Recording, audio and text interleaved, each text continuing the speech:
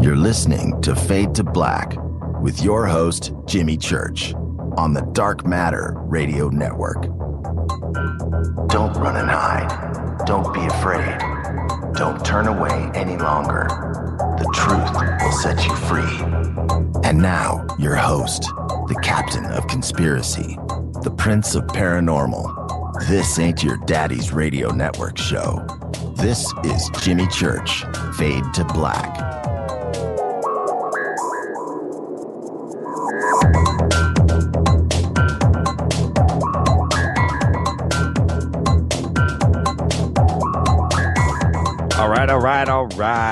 All right.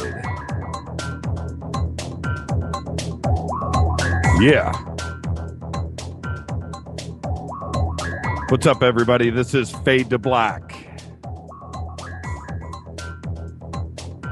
Today's Thursday, March 27th. 86 days into the new year. As always, we are live from the JP Motorsports Studios right here in sunny Burbank, California. For KJCR and the Dark Matter Radio Network, I am your host, Jimmy Church, and welcome to everybody listening around the world. You know how I start off every show. Started off with a salute to the proud men and women in uniform, fighting the good fight for us. Without them, there is no me, there is no you, there is no us. And you can't hear me right now. Think about it. All right, Kraken number one. Let's go. Yeah. Get settled in here. Got a great show tonight. Looking forward to it. Been looking forward to it for a while. Today, director Quentin Tarantino, 51 years old, certainly our generation's best. Today, NASCAR driving legend Cale Yarborough, 75 years old. Saw him race when I was a kid. Our dead gal birthday today is jazz singer Sarah Vaughan. Oh, silky smooth. Born in 1924, died in 1990. Truly one of the greats. Got a great show tonight. Oh, I'm just so excited. Follow us on Twitter at JChurchRadio. Facebook, Jimmy Church Radio. YouTube. You can go to my Facebook personal page, Jimmy Church. Easy enough to find. I'm the guy with the fat head. YouTube is KJCR Fade to Black, where we post everything, all the shows, if you need to get caught up. And I know that if you're not listening live, you can go there until we get that podcasting straightened out. Oh, one more email about that, I'm going to lose my mind. But it's coming. All right. We're going to have open lines tonight. I know that we're going to have some people out there that want to speak with Dr. Mallett. And this is our time travel special. Well, the special about time travel this month. The call-in number is 323-825-5045. 323-825-5045. Fade to Black 14 is the Skype number. Skype name? Is it Skype name or Skype number? You can go over to jimmychurchradio.com. All of the instructions are there. What to do, how to do it. You can email throughout the show. You know the drill. Jimmy at jimmychurchradio.com. You can do it all over the website. There's plenty of places to email in confidence because we don't use... We've got those special encrypted and non-NSA servers over here. It was funny. I got a couple of emails last month. Dude, you don't use non-NSA. It was a joke. Sounds good, though. Let's go over to the contact page. It's right there. All right. Bumper music tonight, as always, is Doug Aldrich. I have to thank Doug every show. That's the deal that I have with Doug. You're probably used to it now. One day I won't do it, and I'll get email. I'll get a tweet. Jimmy, how come you didn't mention Doug? Because I know you're listening, and I love it, and I appreciate it. You are what makes this show, such a pleasure to do every day. Tomorrow night, we're going to have on another really good show tomorrow night. David Sheehan and Costas Macrease from E.T. Let's Talk. And David Sheehan, he is about as good of an attorney as there is in this country. And his pedigree is absolutely insane. He did Iran-Contra, did the Karen Silkwood case, worked on Watergate, brought that stuff up. I mean, seriously. And that is the chief counsel now for E.T. Let's Talk.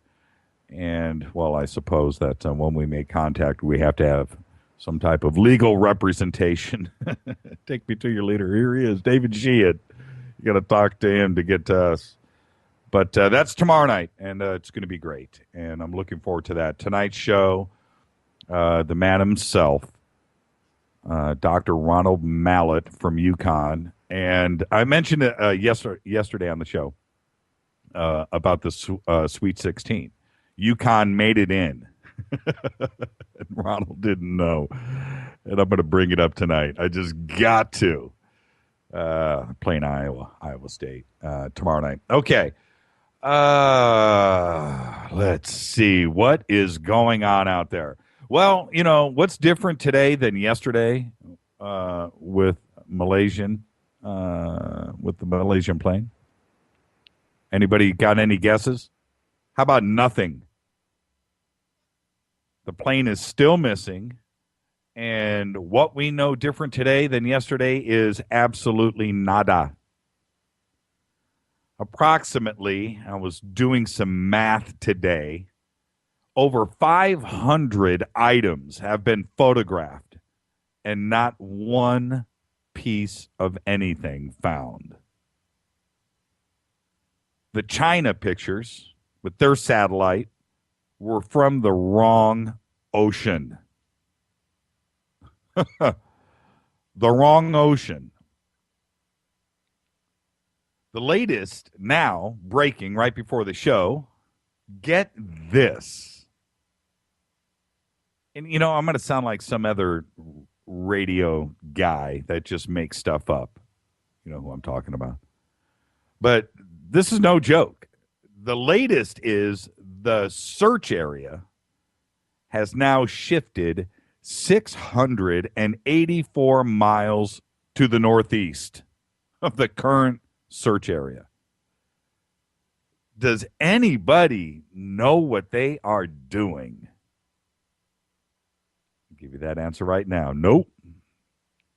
And I have to say it. I'm going to say this out loud right now for everybody, just to let you know that I have a clue. If that was an American carrier, pick your airline, doesn't matter, pick it, we'd have found it. But I just feel like there is just the wrong people doing the searching here. They have no experience. They don't know what they're doing. And they have the right to be the lead. I get that. But I think they should have backed off. That's the first thing. But I just feel down to my bones that if that was an American Airlines, United, Southwest, pick it. Pick the airline. We'd know. It's absolutely frightening to me. And I have the feeling tomorrow I'm going to wake up tomorrow night, this show, I can I can do the exact same introduction for the news. Exact, word for word. Because nothing's going to change. That thing is on the bottom 15,000 feet under, and I just think that for some reason they don't want it to be found. And I don't know why. Conspiracy theorists out there, this is where they go, see, I told you. They better find it, and it better have a good answer for those families. Moving on. A new planet was found outside Pluto. Talked about this yesterday. The dwarf planet is named, check this out, Jimmy Church. No, just kidding. It's called 2012 VP-113. It's located out, they call it a wasteland or badland of the solar system, and discovered by Chad Trujillo, and from the Gemini Observatory in Hawaii, and he's the co-discoverer. But congratulations, but you know what? Planet X, huh? You feeling it? with everything that, that's, I was going to say this, and I need to say it in jest. Please understand the humor. But we can find a planet outside of Pluto, but we can't find a plane that has disappeared on Earth. It just blows the mind, doesn't it? An asteroid with rings has been also discovered, and it is called Chariklo. Orbits between Saturn and Uranus in the solar system here. Very cool, and if you haven't seen it, check it out. Felipe Braga Ribas of the Observatorio Nacional MCTI in Rio de Janeiro said the discovery came as a complete surprise. Again, I repeat, rinse and repeat what I just said. Now in North Korea, apparently, you have to have Kim Jong-un's haircut. Yeah. All male university students in North Korea are now required to get the same haircut as Kim Jong-un. Insert your own joke. But today, the South Koreans captured a North Korean fishing boat that drifted over into South Korean territory. Makes you wonder what's on board. I doubt fish. But once again, I think we do it all year long there. It's one year long, 365-day military exercise. We're doing another one. And now, North Korea is firing missiles, and here we go with the rhetoric. But some of the best reading is Kim Jong-un's and the North Korean, the People's Republic, their quotes in the paper. So that'll be firing up over the next 24 hours. And now I had said, and I'm sticking to my guns on this. Right now we've got reportedly 88,000 troops lined up on the border in Ukraine. I doubt that it turns into a flare-up. I just feel that in my bones. I don't think that neighbor against neighbor is going to happen there, brother. I just don't see that getting out of control. I don't know why it is what it is, but you can't escape it. And it's just, and talking to Jay Widener last night, that was a great show, by the way. And if you missed it last night, we'll get it on YouTube. But I just feel that the world right now is just in this weird flux. And I'm going to bring this up tonight with Dr. Mallett and John Titor. Because if you remember, this is kind of what John Titor was talking about. And just before you ask yourself, could he have been right? Well, it's kind of feeling that way. And if you remember in Titor's post, he had said one thing that he had said that was really, really, one of the things that stood out was that Russia attacks the United States in a big nuclear war right about now. And here we got this tipping off. It's kind of weird. Of course, it's not going to happen, and we don't want anything like that. But feeling kind of weird. Titor, we need you back in 2014, man. You said you were coming back in 2014. You need to come back and straighten out this timeline. Last night, by the way, Mirage Men has made its debut today. So now you can officially go over to jimmychurchradio.com and watch the movie. Order it. And it's right there, right in the middle of jimmychurchradio.com. Scroll down, you've been looking at it. It's there. But now you can watch it. And I cannot wait to get everybody's reactions starting tomorrow. Probably tonight by tomorrow morning. I'll get those emails coming in. It will change your life. That is a crazy documentary. Last night I had said, and I got this email last night, and it was cryptic, and I didn't get it. And the email was, Jimmy, did you mean Cooper, not Moore? And I was like, what kind of email is that?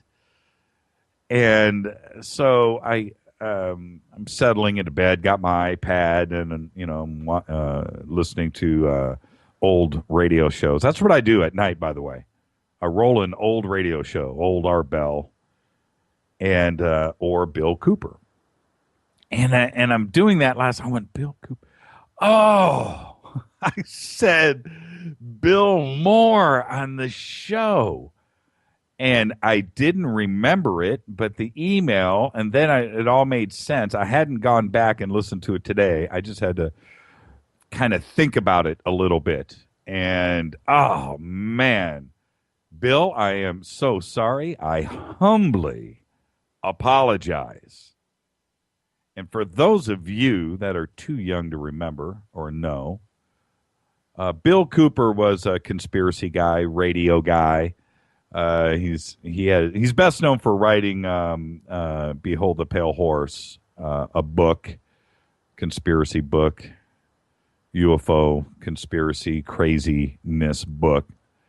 But he had some crazy theories. But what, I don't know about his past and what he claimed about naval intelligence and stuff. It doesn't matter to me. What matters to me was he was a great broadcaster. And when you listen to his shows, whether you agree with him or not, the man was actually obviously very, very intelligent. I think I even said that last night. But if you don't know, Bill Cooper, I'm sure somebody last night tried to go find a Bill Moore show last night and came up empty-handed and wondered what I was talking about. So, again, Mr. Cooper, may he rest in peace, but I humbly apologize for that. And the thing is about Bill Cooper and everything that he went through and claimed, in the end, it's how he died that just kind of made him a martyr of sorts, because he, all his conspiracy stuff and the government and everything that was going on, it was how he died, and income tax evasion and this and that, and on his ranch, and he got shot, man, by the authorities.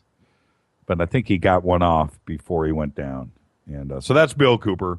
All right, let's move on. Let's take our first break, and let's get straight to it. When we come back, we will have Dr. Mallett with us, and it's our time travel special. I'm going to open up the phone lines. If you would like to ask Dr. Mallett a question, make it quick. We've only got a couple hours with him tonight.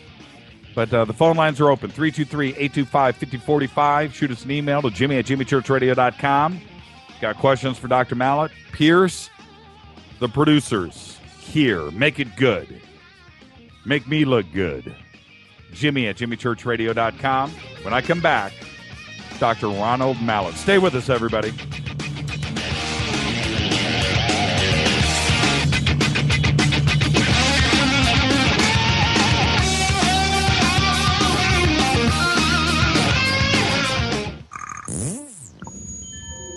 You're listening to Jimmy Church Fade to Black on the Dark Matter Radio Network.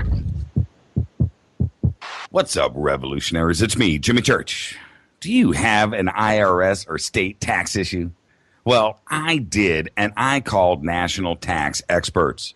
My problems were fixed, done, fini, and man, I got to tell you, it was a relief. National tax experts are a recognized tax office that services clients in all 50 states. It doesn't matter where you live. Give them a call. I'm telling you, they take the time to understand each and every client's individual financial status as well as their financial goals. And that's exactly what you need, my brother, when you're taking on the evil 3-letter. So, seriously, give them a call today at 1-877-909-5444.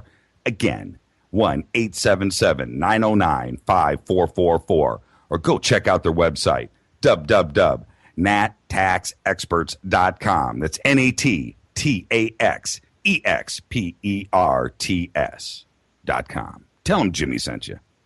This is KJCR at JimmyChurchRadio.com. On the Dark Matter Radio Network.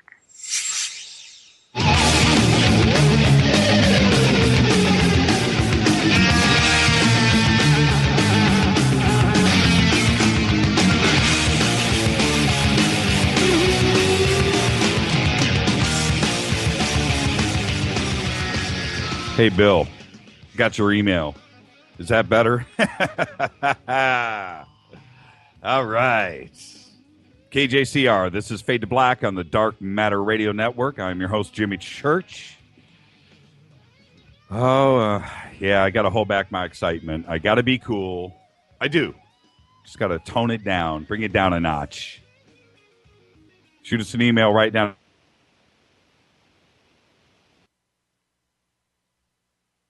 All right, power outage here at the studios. Everything went black. Just to let everybody know, we're in a studio with no windows, soundproofing, and it faded to black. I was in the dark, but we are back up and running. Here we go. All right, let's just go. Let's act like nothing happened, although my hands are shaking at the moment. Ronald Mallett, Ph.D., is an American theoretical physicist, academic, and author. He has taught physics at the University of Connecticut since 1975. When he was 10 years old, his father died at the age of 33 of a heart attack. About 1 year later, at the age of 11, Mallett found a classics illustrated comic book with a version of H.G. Wells' The Time Machine. Inspired by this literature, he resolved to travel back in time to save his father. In 1975, Mallett was appointed a job as an assistant professor at the University of Connecticut, where he continues to work today.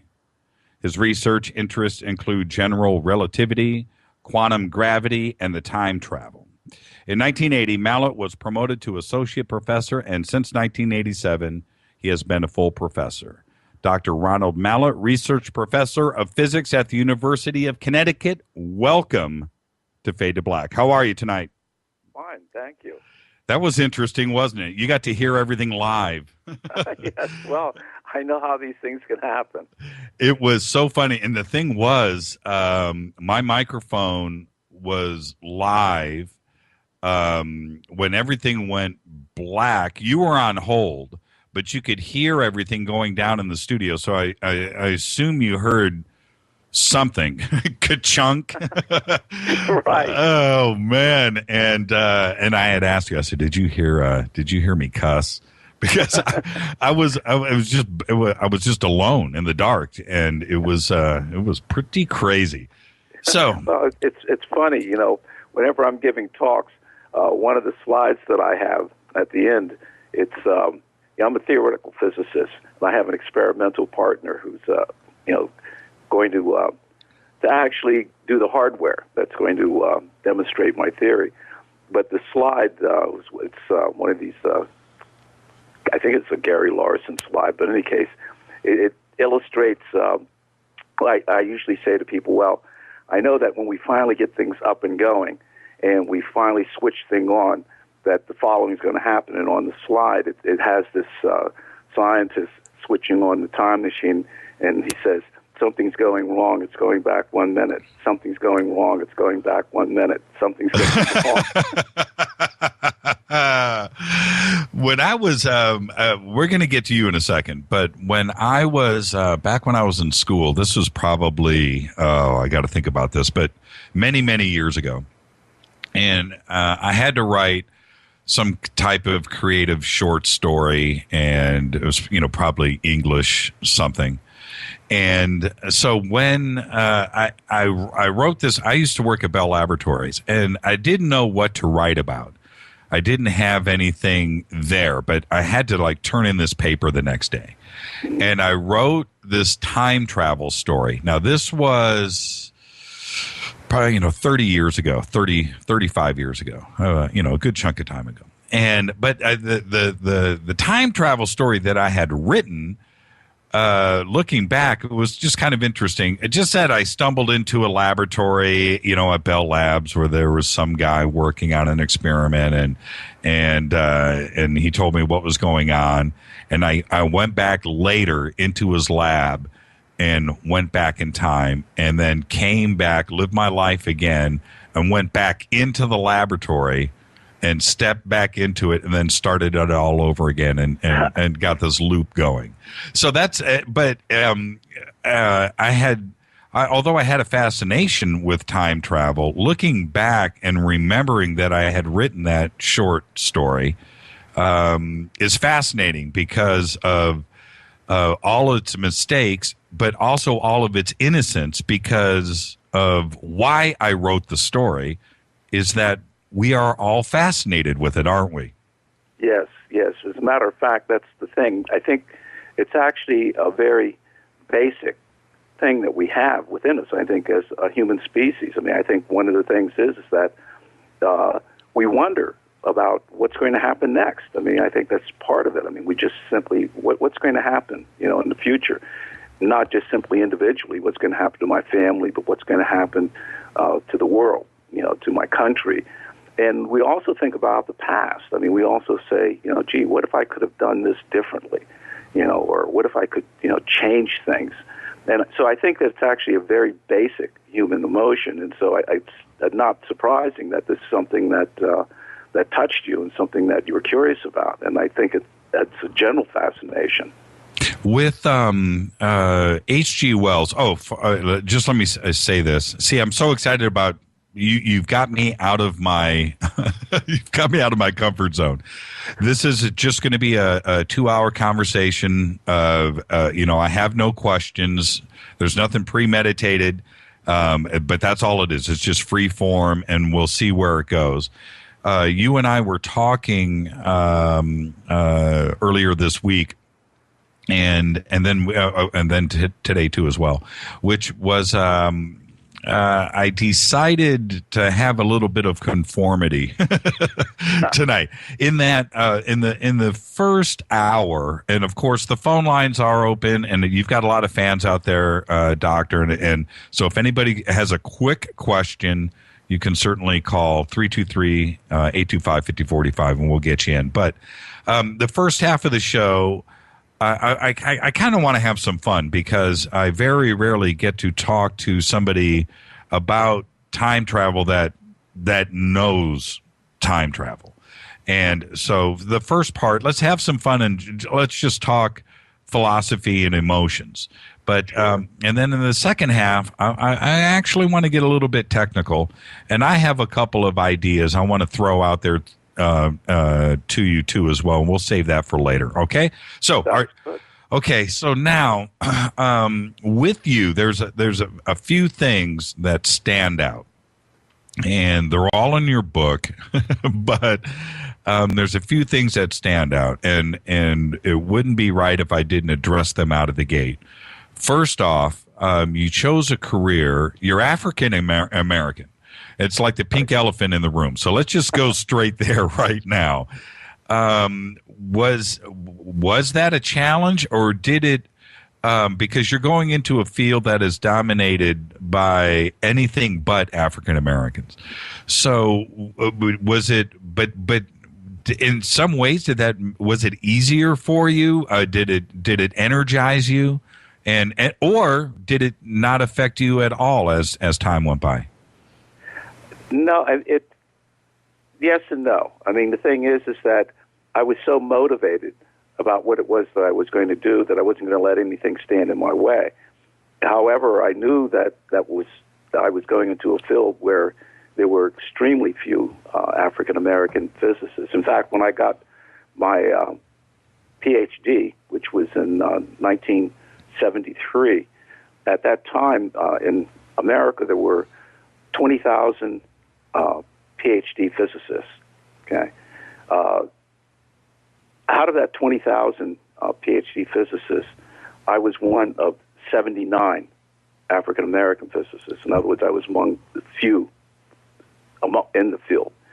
And not only that, I was actually aware, sadly, that there were, and I have to say this isn't so for the majority, but there were unfortunately outstanding physicists who really felt that African Americans probably wouldn't be capable of doing something like physics. And I'm not talking out of school, but unfortunately, one major example, in fact, there was a book that was written about him. In fact, the book came out actually in the same year that my book came out, and it was about a man named William Shockley, and Shockley happened to be one of the co-inventors of the transistor. Right. At Bell Labs, actually. That's right. And Yeah. and Shockley made it no secret publicly. He stated, in fact, is in the book. The book is called Broken Genius, by the way, which gives you an idea of what the book was, saying about Shockley. But he really felt that African Americans were intrinsically intellectually inferior, and so for him, I would have been an impossibility. So, I mean, I was aware of him, and it was something that hurt me. But what I found was that there were many people, and I'm talking about physicists, who helped me along the way.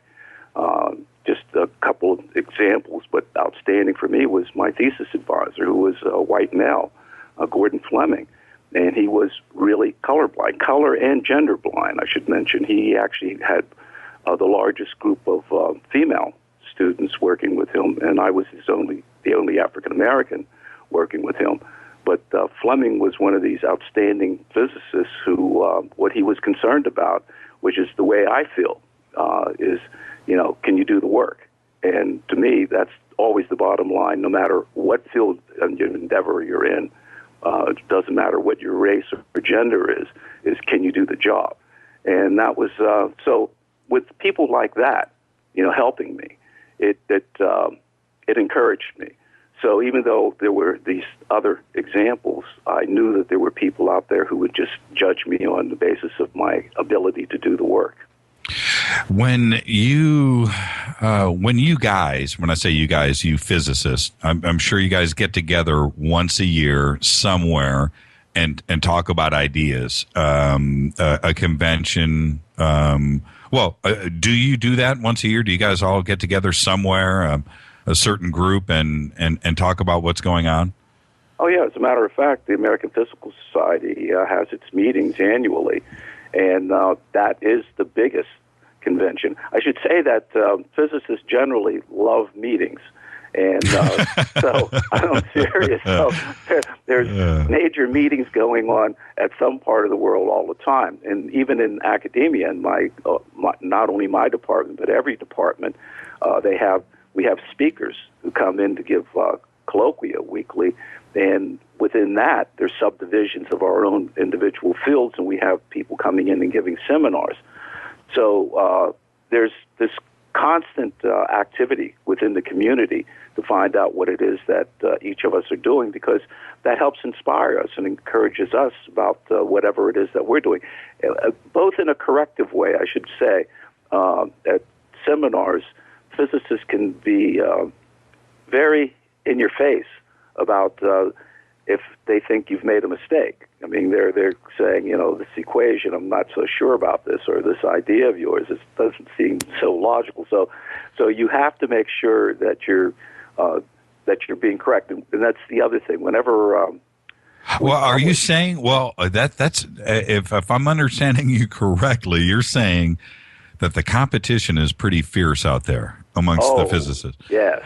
and they are they are looking to prove you wrong as well as prove you right. Yes. In fact, it was one of my favorite shows at Christmas time is A Christmas Carol, and there's this one scene. It's one of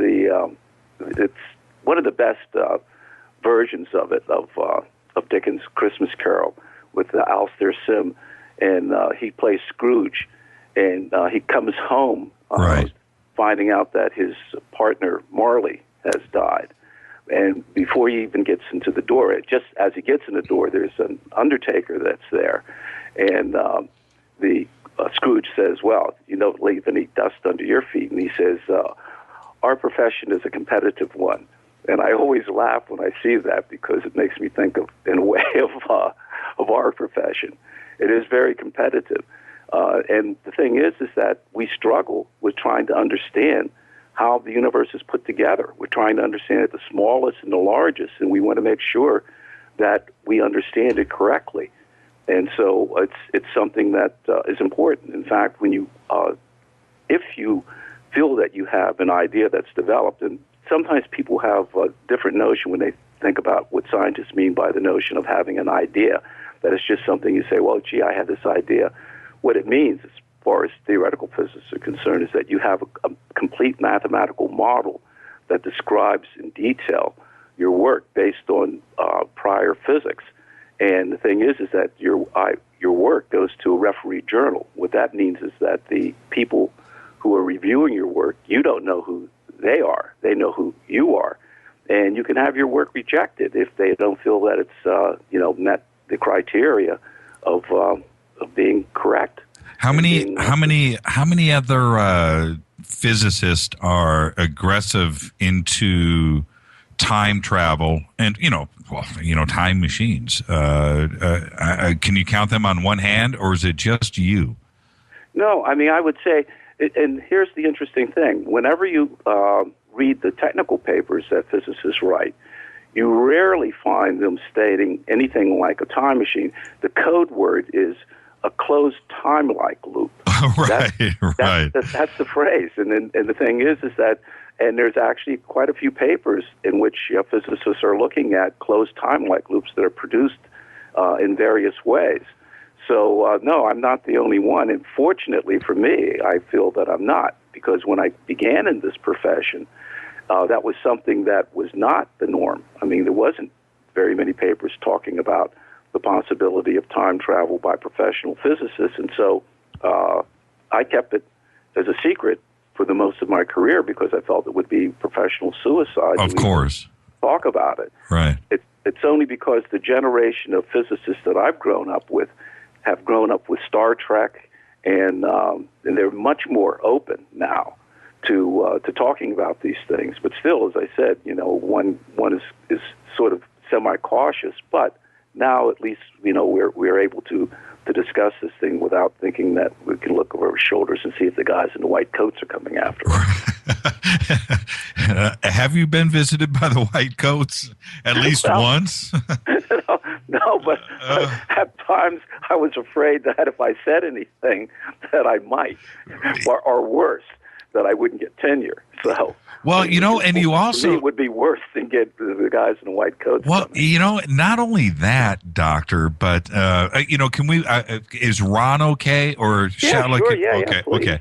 I don't want to be too informal, but I have so many doctors on this show, and and I'm just used to just saying doctor. But okay, so Ron, but not only that, with your professional.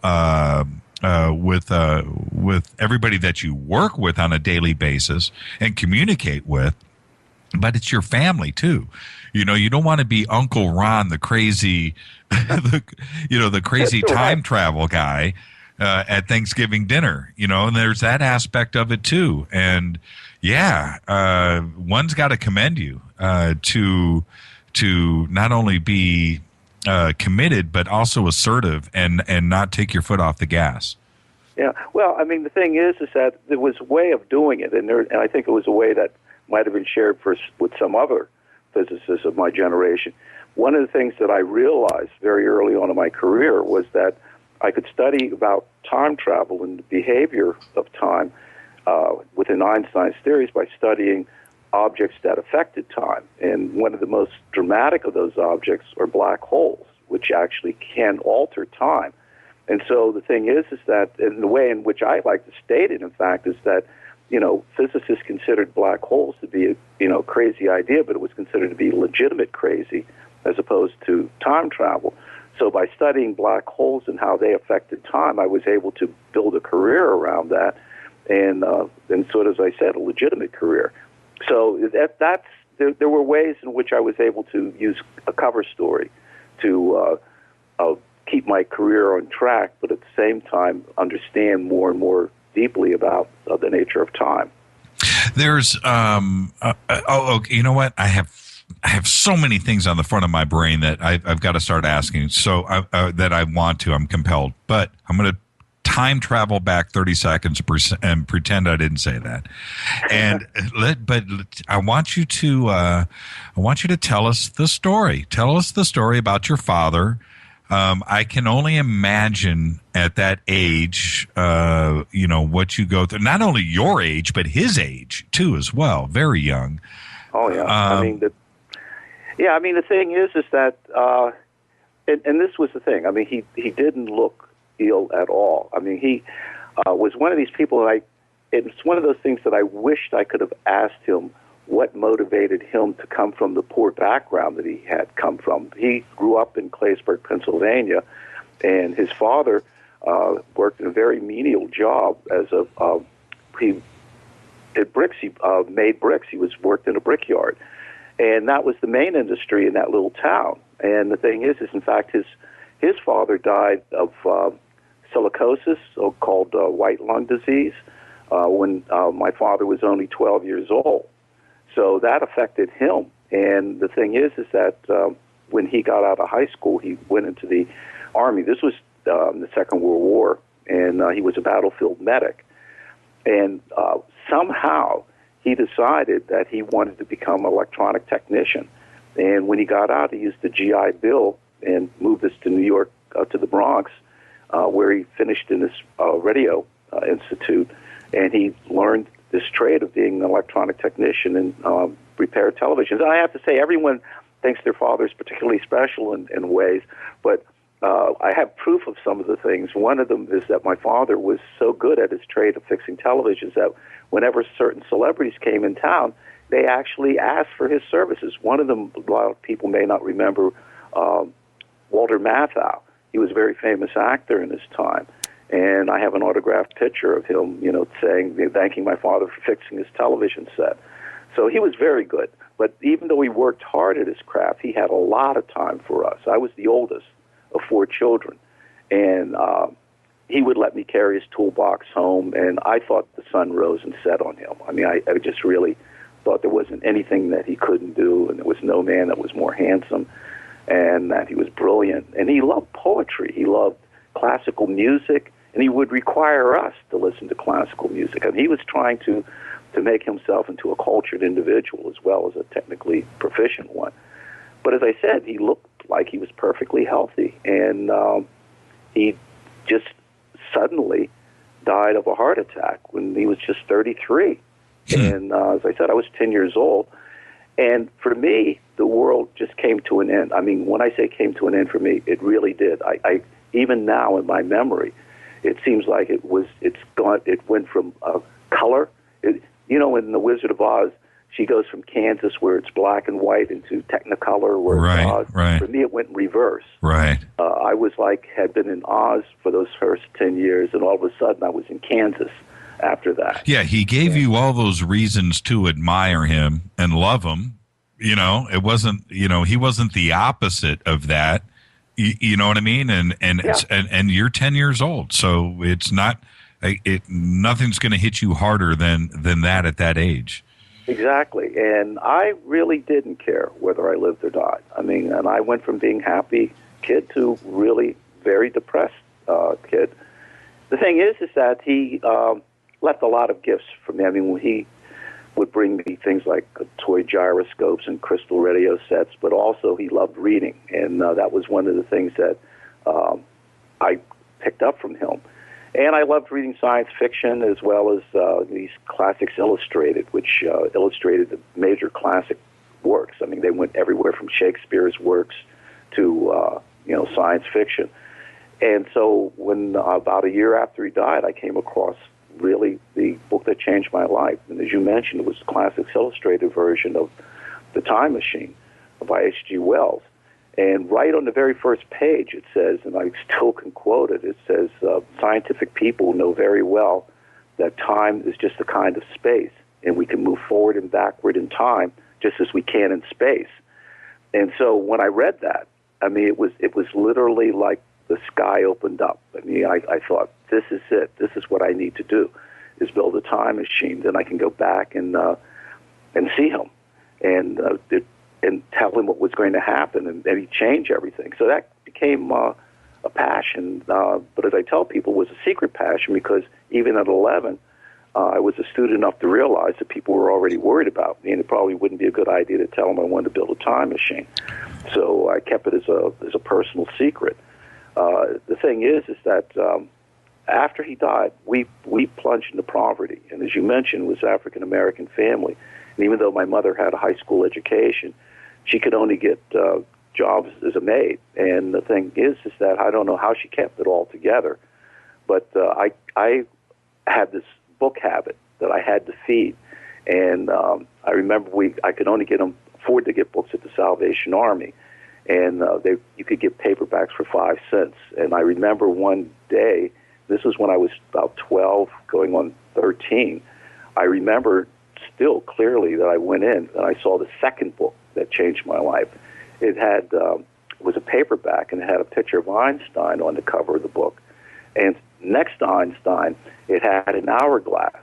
So even though I didn't know much about Einstein except for the fact that he was this great genius, the fact that he was standing next to an hourglass, it communicated to me that Einstein must have something to do with time. So I bought the book, and I started going through it. And I couldn't understand much of what was going on, but I did understand clearly that it said that unlike classical physics, the physics of Newton, time, in Newton's view of time, which is the view that everyone has generally, we don't even realize that we live with Newton's view of time. Time can't be altered by anything, okay? It runs independently. As far as Newton was concerned, it's the absolute river of time, and nothing can change it. But according to Einstein, there were ways that you could actually alter time. You could alter that river of time. And so I knew if I could understand what Einstein was talking about, then that would mean that there would be a real possibility of building a time machine. In other words, I really did I knew the difference between science fiction and science. And I knew that Einstein was saying something that could be a real possibility. So Einstein became my second passion. The book was called The Universe and Dr. Einstein, by the way. Okay. It's interesting that the year that Einstein died, which was 1955, was exactly the same year that my father died, 1955.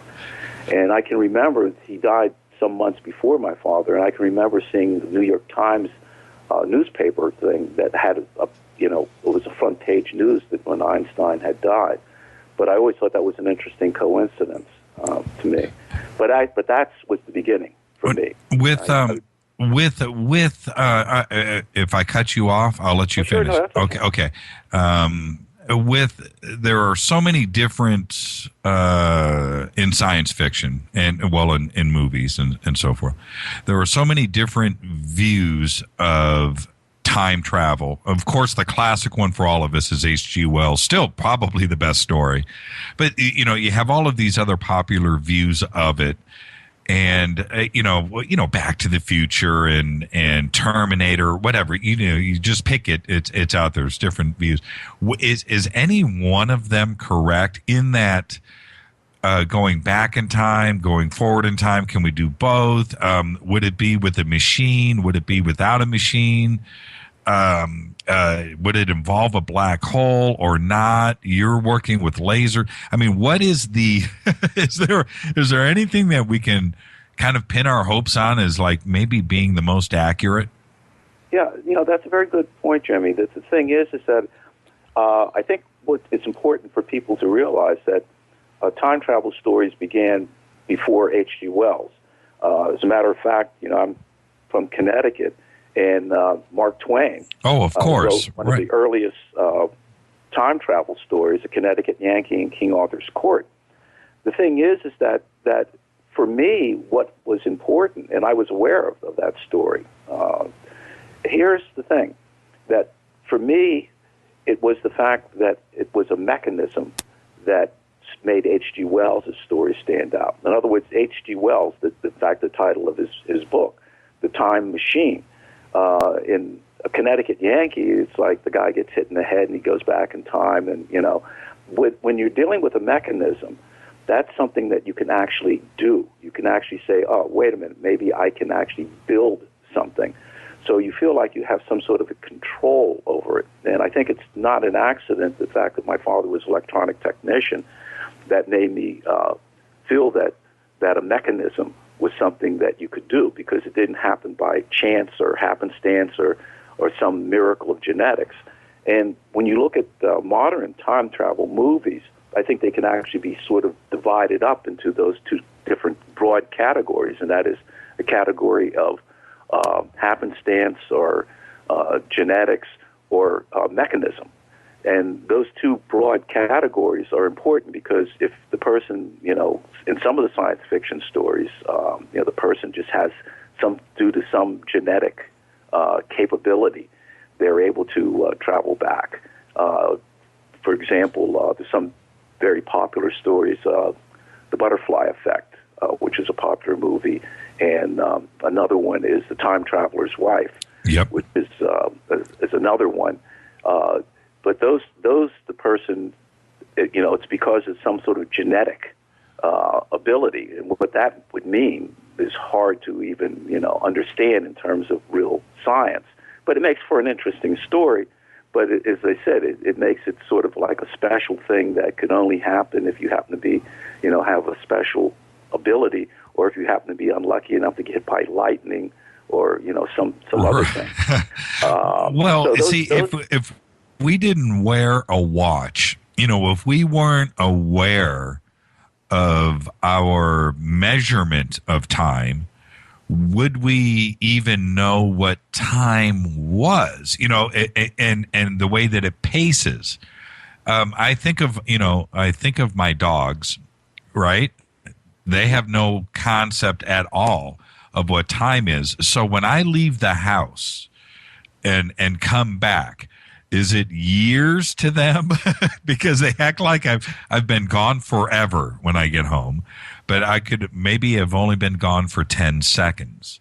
But for them, is it an eternity, because they can't measure time? And I hope you understand the question. I mean, No, I understand. Yeah. In fact, I understand the question fully, because I actually get questions similar to the point that you're talking about. And I think that what you have to do is you have to distinguish between what's known as psychological time, which is related to biological time, and physical time, which is independent of us. That is to say that even without any being aware of it or having any measurement of it, you might say time has nothing to do with time.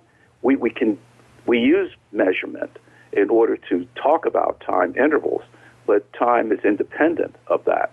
And by that, what I mean is the fact that the universe evolves, and it evolves independent of our ability to either understand how it's evolving. And for example, when you talk about what you're talking about is psychological time. That is to say that whenever you're really interested in something, time seems to go quickly, or if you're bored, time seems to drag. And for people, there's this feeling which is, an objective physiological feeling that when you're a child, it seems like, the days last forever, whereas when you're an adult, it seems like the weeks pass like days. Right. I mean, but all of these things are a result of what are going on for us physiologically, okay? The thing is that has to be distinguished from physical time. And in a sense, you could say that physical time began, and when I say began, I really mean it in this sense, began with the Big Bang. When the Big Bang occurred, and sometimes people still don't understand that when they talk about the Big Bang isn't something that happened in space at a certain time. When the Big Bang occurred, space and time were actually created at that moment. So it wasn't like an explosion in space. It was an explosion of space and of time. And that's a very important distinction. The thing is that time happened at that moment, and there were no human beings around. There weren't any kind of sentient beings at that particular moment. That was the moment in which things began to evolve from the universe. So one can actually say, if you wanted to talk about time, there is an objective time, and that's the time of the universe. Now, within that general time, we have our own physical time that's going on, and we can actually say that, well, how is it that we're going to be measuring how this universal time is happening?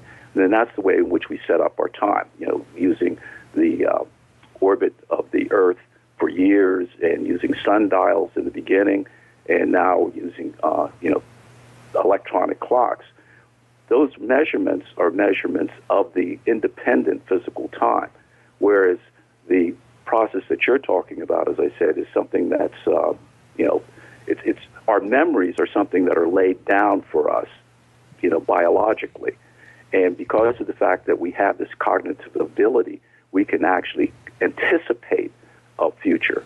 And so this anticipation of a future and this memory of a past are, as I said, physiologically, biologically rooted.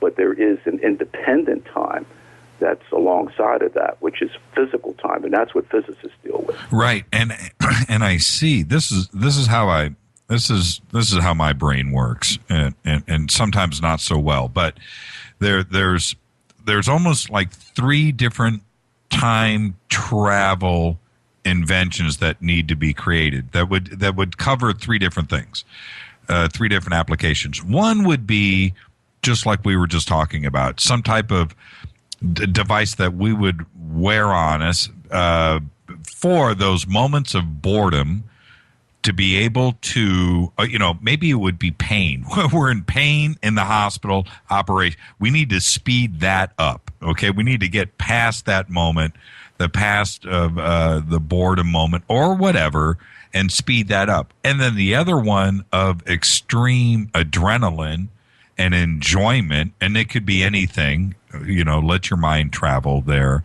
but and to slow that down, to enjoy something longer. That would be one application. The other one would be, and I would love your comments, and then the other one would be, if we travel anywhere, we need to take that machine with us, because that's where H.G. Wells got it right, because that made his story believable, because he could go anywhere he wanted to. He had the machine with him.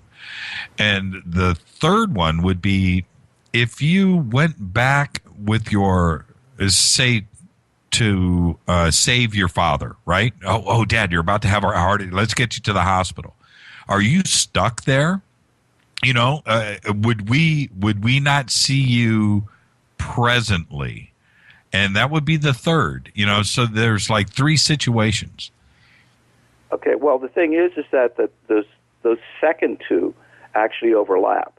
The first one that you were talking about is the physiological, biological one that I was talking about. Right. And those are things that we can actually and have been doing since we came out of the cave. We can alter the way in which we perceive time, but that doesn't alter physical time, mind you. Right. Physical time is going on no matter how we perceive time. Okay. On the other hand, the other two, the one you were talking about as far as a mechanism is concerned, that deals with physical time. And the thing is that on the other hand, when you talk about going back into the past, let's say, to try to change something in the past, once you arrive there and you alter that, then you're doing something that has to do with how you become part of the time stream again. Because once you go back into the past, and if you've altered the past, then there's a ripple effect that occurs. And that ripple effect occurs within the time stream. Okay, and by that ripple effect I'm talking about is the fact that when you go back and you change something in the past, and I use the example, of going back and let's suppose I know it's a recent movie that just came out, which was sort of cute, and it was called About Time. It was this guy who went back to try to correct the fault that he had made when he tried to meet this young woman. Was that the questions about the FAQ about time travel? No, it was... That was a good movie, by the way. Yeah, no, I actually just got that, but I haven't seen it yet. Oh. This one was called About Time. Yeah. Also, very good movie. Yeah, and the thing is that now when that occurs, after you've altered something, then your physical time is going to be going on the way that it is, independent of you now. But now you have altered the things that can occur within that physical time. So, now you're talking about the ripple effect of what you've created as a result of having manipulated an event in time. So it's complicated that way. No, it's not. It makes a lot of sense, and it leads right into this question. There's two things that are confusing. One is this: if you go back in time for whatever reason, and you are able to slow things down, and you went back in time, then does that mean it's just you, okay, that has moved? Or is the entire globe, all of Earth, all of everything also going back in time too? In other words, suppose I go back a week. And I get on a plane a week ago and I fly to Paris. Mm-hmm. Is everybody in Paris also a week earlier? And because when I look at it like that, I'm thinking immense amount of energy, because we're talking about everything. You're not actually doing that. No, and none of the mechanisms that people look at, I'm talking about physicists, right? Not in time travel movies, is the entire world going back. You're actually like you're visiting when you visit the past. It's literally like you visiting the past. Everything else is the way it was. It's continued, right? It's continued. I mean, so when you get back to the past, it wasn't that you've reset the universe. The only thing that you've done is you've separated yourself out of the time stream and you've gone back down river, but you haven't actually changed the entire world. It's just you that have taken out. And that's a very important portion of Einstein's theory, by the way. Whether you're going into the future or the past, it's your particular time stream, your particular timeline that has altered, not that of the entire universe. And that's really a very important thing to keep in mind, because each of us has our own individual timeline. That is to say that the billion of people on this planet all have a billion different timelines. The only reason why they all seem in sync is because we all travel at about the same speed. Even when we're traveling on a supersonic jet, we're still, compared to the speed of light, we're still all traveling at about the same speed. So it seems like we are all, and when I'm talking about physical time now. I'm not talking about, physiological time. Right. We are all in sync. So when you travel fast enough, for example, your timeline literally separates from everyone else's. Everyone else's timeline is moving the way it normally did. You now are literally, your timeline is literally now separate from that. Would we see each other in that event? Well, the thing is that it would be very strange if you were looking at someone who's traveling very, very fast. What you would see from them is you would actually see their heart rate starting to slow down. You would actually see their clocks on board the vehicle that they were traveling would start to slow down. They would actually be physically aging less. This is not the same thing. But we could see each other. You could Nobody's actually see disappeared. That you could actually.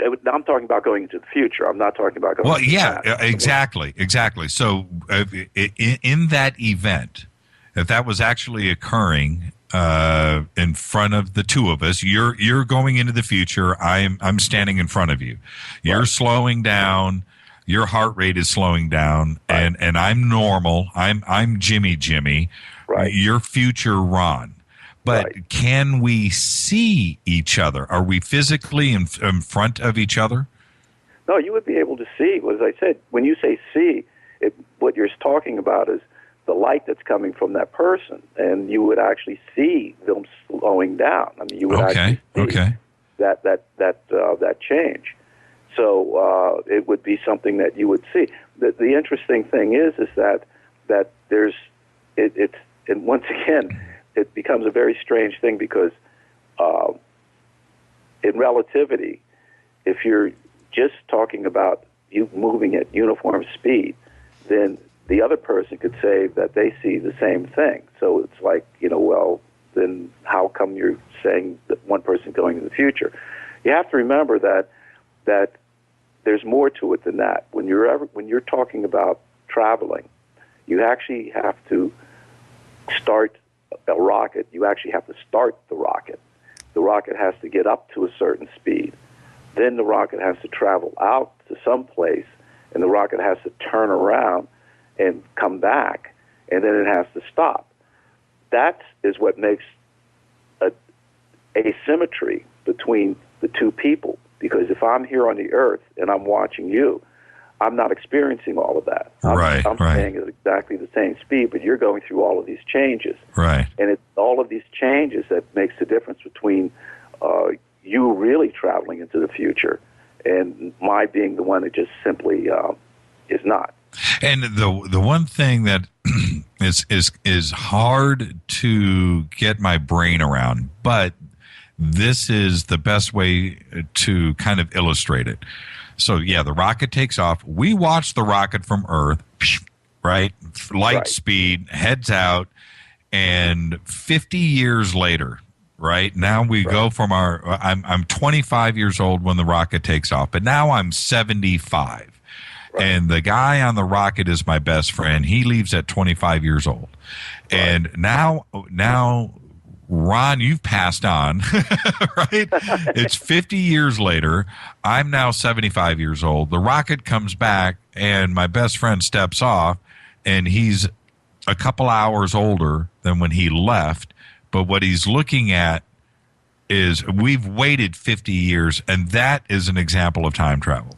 In fact, that not only is that an example of time travel based on Einstein's, special theory of relativity, but one of the classic movies that really got it right was Planet of the Apes, the one with Charlton Heston. That movie got it right because what happened in the movie is the fact that it was the rocket that they didn't realize what had happened was that the rocket had actually traveled so fast and had somehow gotten back to Earth. And what had happened was that they had arrived in the Earth's future, but they didn't realize that. They thought they were on another planet, in fact, the planet of the apes, only to find out that they had actually arrived in the Earth's distant future. But the way in which it had happened was the fact that their rocket had traveled fast enough to take them into the future. So that movie actually got it right for that particular reason. And I think the writer, because it actually did come from a short story originally, I think the writer knew something about Einstein's special theory of relativity. It's very rare that they actually get it right, by the way. I mean, one of my other favorite movies is Back to the Future. I love that movie. But in no way can you get a DeLorean or anything else to go fast enough to get you back into the past. I mean, you just can't do it. I mean, if you got a souped-up DeLorean that even traveled, several times the speed of sound, it would get you a few minutes into the future. Not minutes, actually, a few, fractions of a second into the future. But no matter how fast you went, you can't go back to the past using speed. And so there's no way that can happen. But, the thing is that I go to movies. I see documentaries for knowledge. I see movies for entertainment. So I always, I usually allow my judgment to stay at the door. Well, but that's what causes creativity, though. It makes smart guys like you think outside the box. That's what it does. And unless you're challenged, if it was just all status quo, then we wouldn't have any Ron Malletts out there. And that's the way. I mean, the thing is that I there is this point of not allowing the critical faculties to take over too soon, because remember, I was 11 when I came across H.G. Wells's the book The Time Machine, and the book is smart enough not to say how the time traveler does it. It's just that this time traveler has a machine Bingo. that can do it. Right. And so Bingo. that's what sparked my imagination was, geez, just how did this machine work? You see what I'm saying? Now, Yep. if H.G. Wells had said that the machine worked in such and such and such a way, that would have been a disaster. But by Wells not going into that, but just simply saying that the time traveler had a machine, it allowed my imagination to go and say, wow, wait a minute, how did this machine work? And, what would you have to do to make a machine like that work? So that was the beginning. Now, here's a question for Dr. Mallett, not for Ronald, okay? And go with me on this. Oh, sure. Yeah, Okay, yeah. This is fun. I'm enjoying it. I put myself on a plane, and up in the sky, I've got K-130 refueling planes up in the sky. Right. So now I fly against time. I go the opposite, so I'm always attacking the sun, and I'm going backwards, okay? And I stay in the air refueling this plane going backwards, and I continue that loop. Continue. Not speed of sound, okay? And I continuously do that. And let's say I do it for a month. What happens to my watch? Do I go back in time? No, you don't go back in time no matter which direction you go. Oh, no. So if I go okay, well, you're saying no. Okay. Now, what happens if I go forward and now I am going the opposite direction continuously? Yeah. Am I beating it by a couple of seconds? Am I gaining anything? Oh, the thing is that you have to remember that it's not what's happening to you. It's what's happening to you relative to what's happening on the surface of the Earth. I mean, for you, you're not going to notice what's happening to your clock, no matter which direction you're going. The question is that what happens to you relative to what's happening on the ground. And in that case, it's that the other person is going to be moving faster in the one direction or the other. So if we compared our watches, right? You stop. What's that? Once you've stopped. Yeah, once I stop, we compare our watches. Are they different by a couple of seconds, a couple of minutes? Fractions of a second. Fractions of a second. How fast you're moving. I mean, no matter the speed you're talking about. You got to remember that the speed of light and the speed of sound. I mean, to give you an example. I mean, the thing is that sound is about roughly 720 miles per hour. Okay, and the thing is that we have passenger jets that can go at that speed. And sound is measured in Mach numbers. So Mach 1 is 1 times the speed of sound. Mach 2 is 2 times, and so on. The thing is we have passenger jets that can do Mach 1. We have fighter jets that can do Mach 2. We even have stealth fighters that can do Mach 3. Okay, but now let's convert the speed of light, which is 186,000 miles per second. Let's convert that into Mach numbers. It turns out that light travels at Mach 1 million. You see what I'm getting at? Yes. And would it be a cumulative effect with, with all those fighter pilots out there that are constantly traveling at Mach 3? If they did that every day for their life, would they accumulate some Mach numbers to possibly they maybe. would, but it would never. They would never even. It wouldn't be enough to even for them to measure, no matter how. So they wouldn't. They wouldn't look a little young for 70. No, not even. Not even. No. The thing is that you would actually have to be traveling at appreciable speed of light in order for this to happen. When I say appreciable speed, I'm talking about like 90 to 95% the speed of light. Now, that doesn't mean that we're never going to do that, because it's important to realize that NASA actually has even looked at advanced propulsion engines. I mean, some of them have an exotic name like ion engines, which theoretically would just have a constant acceleration that would eventually get you to close to the speed of light. So there is a possibility that we will, but but it will only happen in terms of whenever we're talking about interstellar travel and these exotic engines. And that's one type of time travel that, and I understand where Einstein based everything. I do get that. As difficult as it is, it's actually explained very elegantly and it makes sense. But it's also a depressing way of time travel, because we will probably never, if we travel in time, it won't be that way. If you understand what I'm saying. Oh, no. Well, yeah. The thing is that if we decide that we want to time travel, we definitely aren't going to want to try to time travel that particular way. Exactly. Because it is going to be something that would not, be the type of time travel that people generally would like to have happen. I mean, the thing is that that's the difference between the science of time travel and, the book, in movies of time travel. That is to say that people would like to have some kind of vehicle which they could actually get into and do it on a daily basis to travel into the future. And doing it based on Einstein's theories, it's not going to happen in that popular way. But the thing is that it is going to happen, because we are going to have to find, if we're going to get to the stars, we're going to have to find clever ways of doing it. And one of them is going to have to be finding out how to get rockets that can go close to the speed of light. And when that does happen, we are going to have this interesting sociological problem, because, a person traveling close to the speed of light will age less. And when they come back, they will find that they are significantly younger than the people around them. They will literally have traveled into the future, and it will be by default, not something that they were trying to do, but something that happens because this is part of the laws of nature.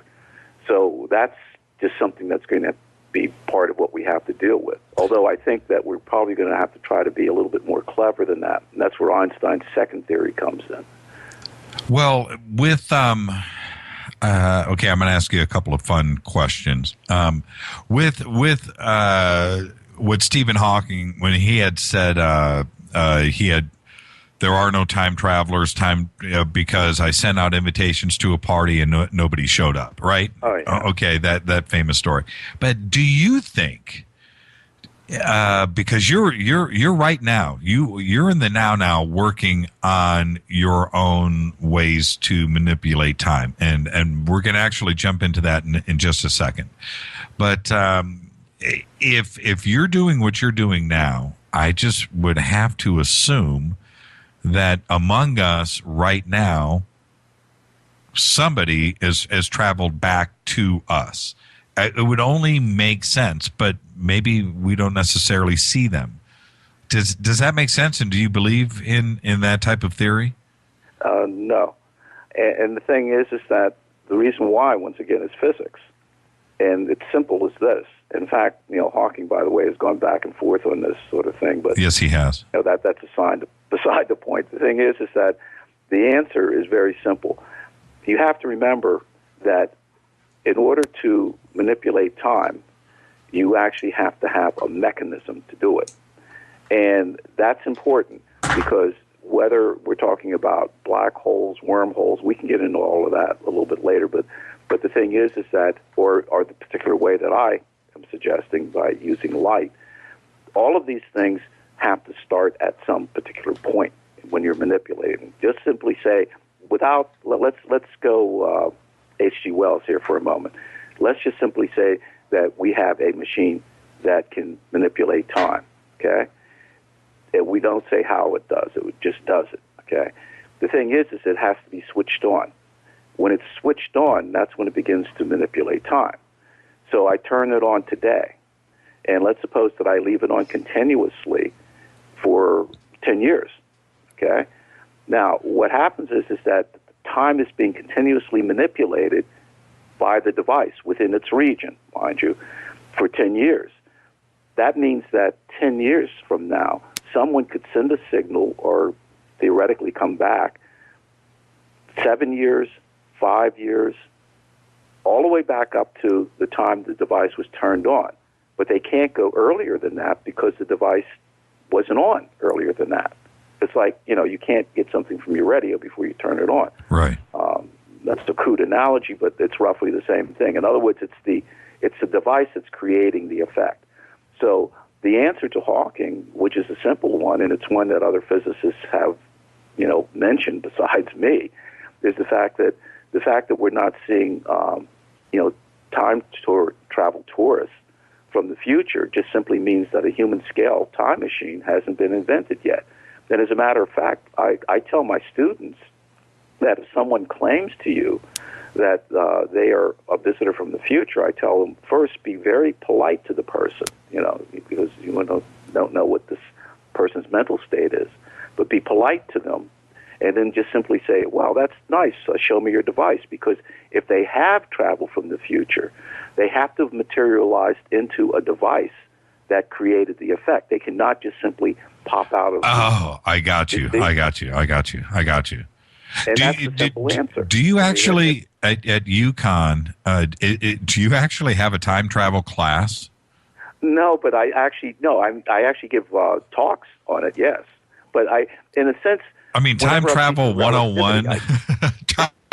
Well, the thing is that when I'm teaching relativity, I actually talk about, how Einstein's special theory can allow for time travel into the future, and how Einstein's general theory can allow for time travel into the past.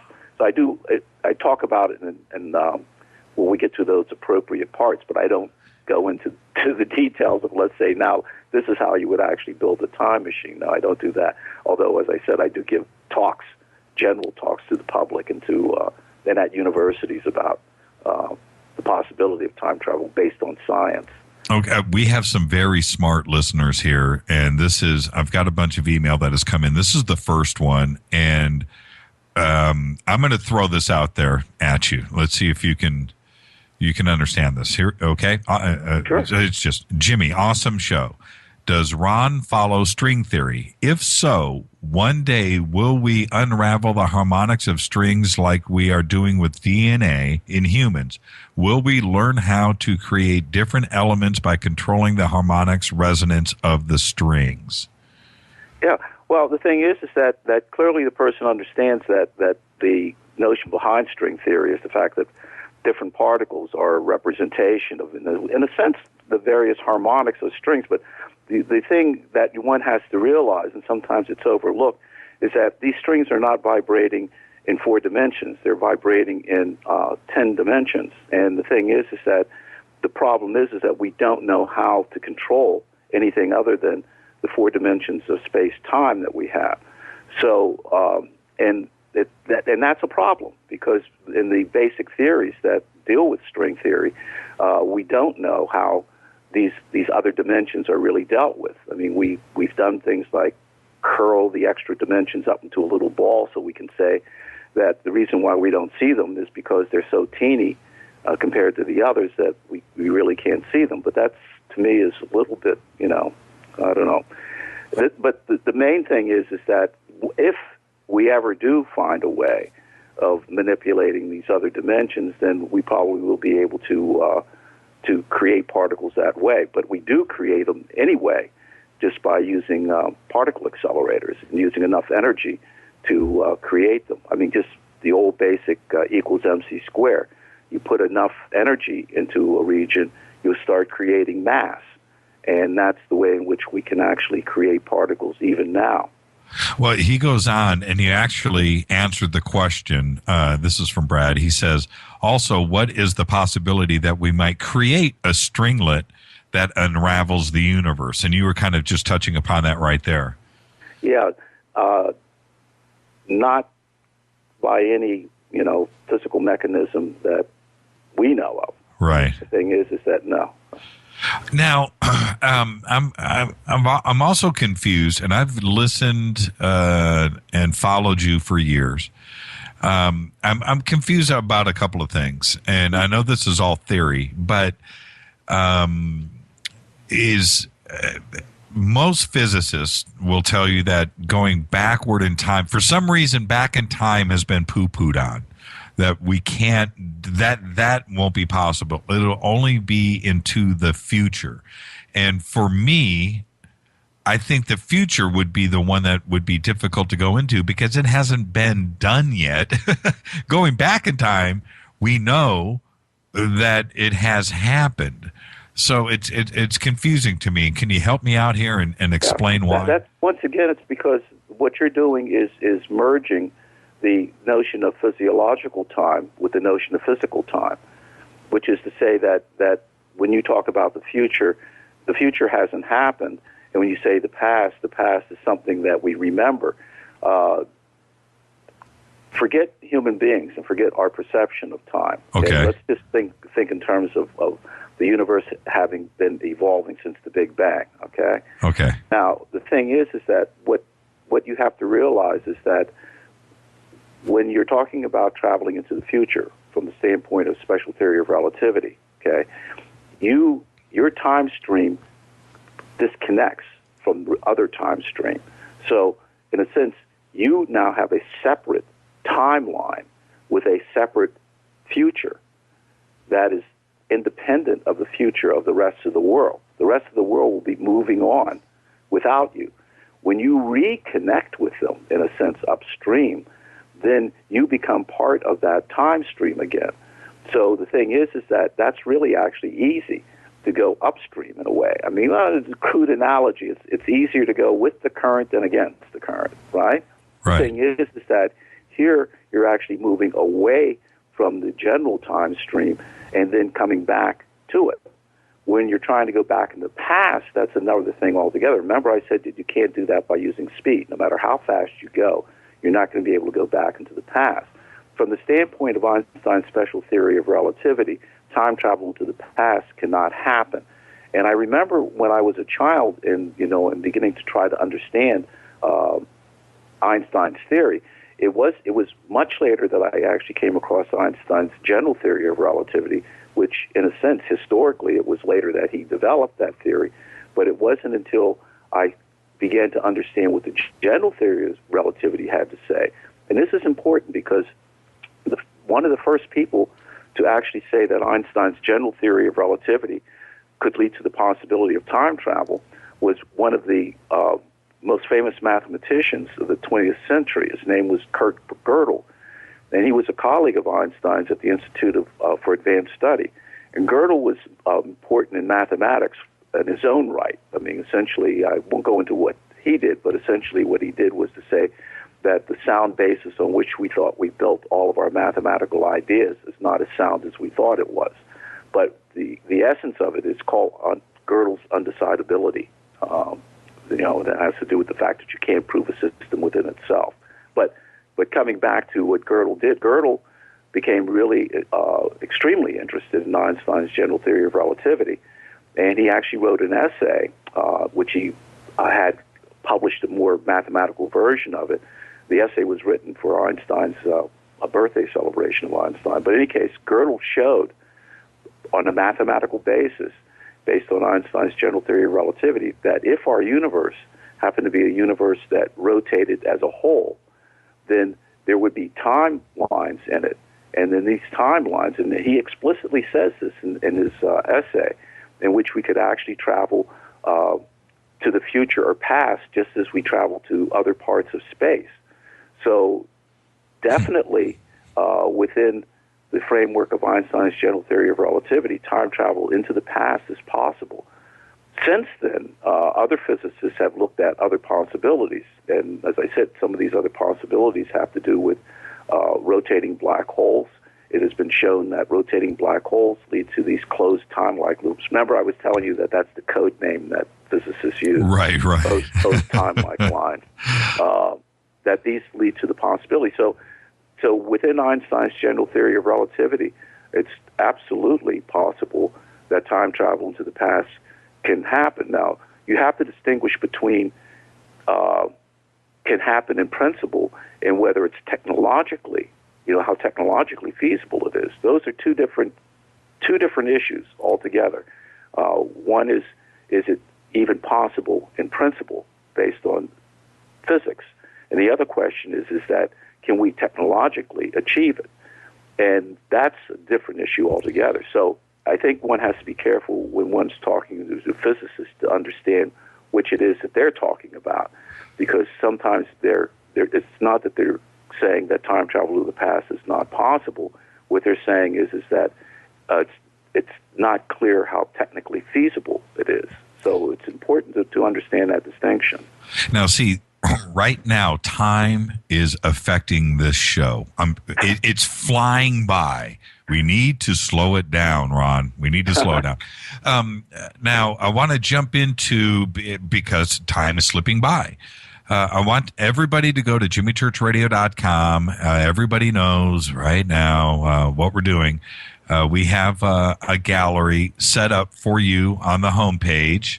And so everybody scroll down, go to jimmychurchradio.com, scroll down. There it is, Dr. Ronald Mallett's Time Travel Gallery.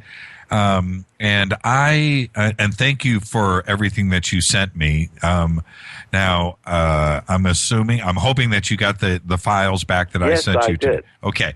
Now, these, I hope this is what I thought was the most interesting stuff of all of the video that you sent us of you in your laboratory, and in your office. And so I hope that I grabbed the right stuff. Did I do okay?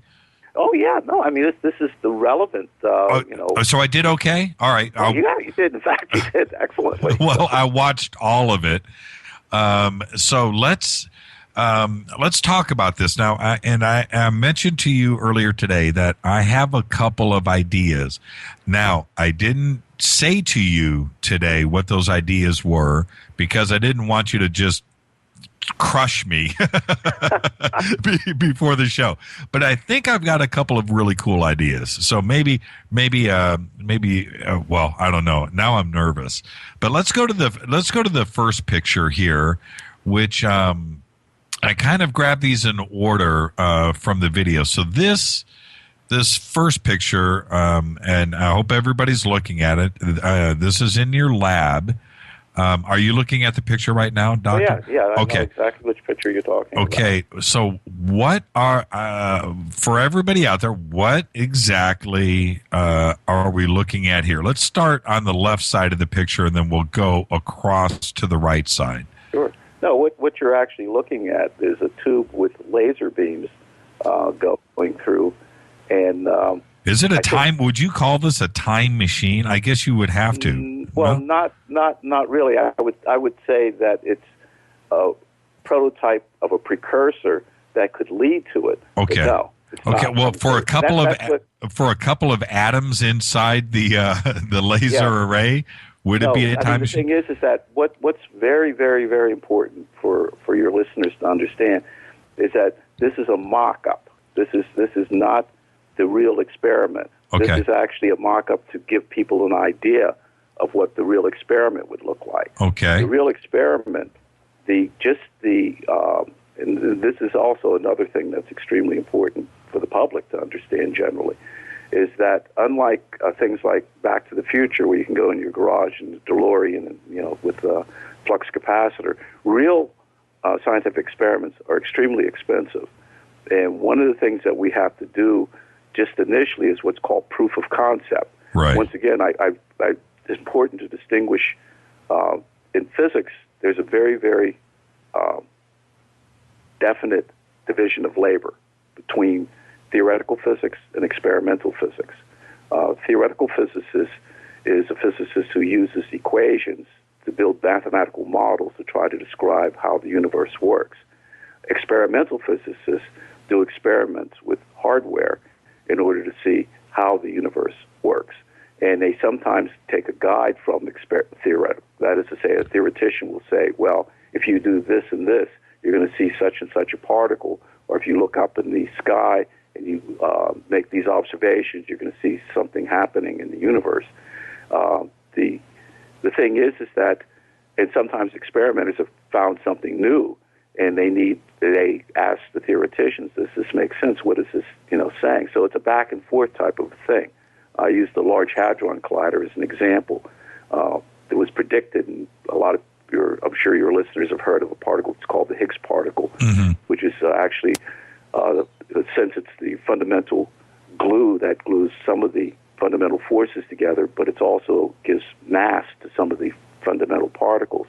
And this was predicted by theoreticians back in the 60s, but it wasn't until just recently that the Large Hadron Collider in CERN actually detected these particles experimentally. But the device cost $10 billion, around order of $10 billion to do that.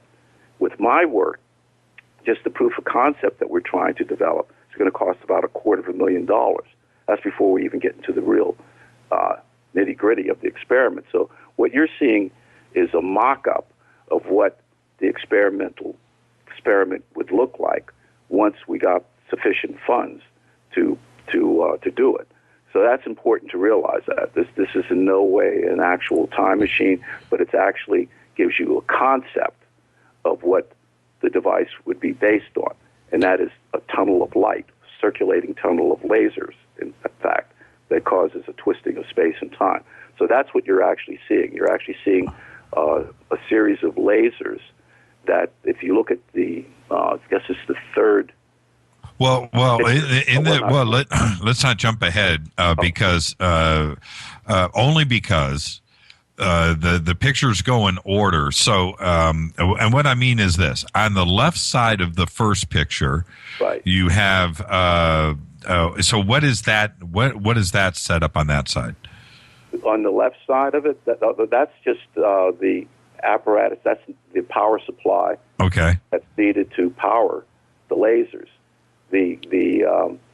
That array you see are actually 10 lasers that give off green light, a green laser light, and you need a power supply in order to do that. So all of that stuff on the left is just simply the stuff to power. Okay, I got you. Lasers, and that are in that tube on the right hand side. So over on the right hand side, with the tube in the middle, but on four sides, east, south, north, and west, you've got, at 12 o'clock, 3 o'clock, are those, with the wires going into the tower, those are lasers on each tower? That's right. Right, on four sides? That's right. And then you have the tube in the middle. So that's what's going on this side. Okay, so now let's go to picture number 2. And I thought we were. Oh, okay. Maybe when they're numbered on mine, they actually start at 2, but that's the same thing. Oh, yeah. Well, when you scroll over it, you'll see a number 1. Yeah. Okay, so let's go to picture. Yeah, right. Because the original grab of files, I went up to like 16, but then I went back and I started at 2. I didn't use 1. Yeah. But no, that's fine. Yeah. Okay, so anyway, so picture number 2 in the top row, that's your hand, right. and the lasers are coming out and hitting your hand. Yeah. Okay, so and then it looks like what is that? A power supply in the background? Yeah, that's just the same power supply. Okay, gotcha. Okay, so now let's go to picture number 3, the one that you wanted to jump ahead. Okay. Right. That's the one that's a square. Yes, with the mirror on the ceiling. That's just simply a view of the thing. In other words, what you call, let's see, I'm calling 1, 2, 3, 3 and 4 should be seen together because that mirror is actually looking down on 4. Yeah, and it took me a while to grab that screen capture so it was lined up just perfect with the mirror on the ceiling because I was assuming that is what we wanted to see was the square of the lasers that it's creating because that is the actual environment that would theoretically be slowing time, correct? Well, actually, not slowing time, twisting time. Or But you have twisting to time, remember twisting that, time, right. yes. One of the things that we haven't talked about, we actually spent a lot of time talking about the special theory of relativity. We haven't talked about the general theory of relativity. And it's important to realize that my work is not based on the special theory. And so it's based on Einstein's general theory, which is his theory of gravity. And what makes it different from the special theory of relativity, in other words, to put it in a nutshell, the special theory of relativity says that time is affected by speed. The general theory of relativity says that time is affected by gravity. And that is a very different thing to say that, because what it means is that according to Einstein's general theory of relativity, which incidentally took him 10 years to develop after a special theory of relativity, and required an entire new mathematical system for him to use in order to do that. But in any case, what he found was that the stronger gravity is, the more time will slow down.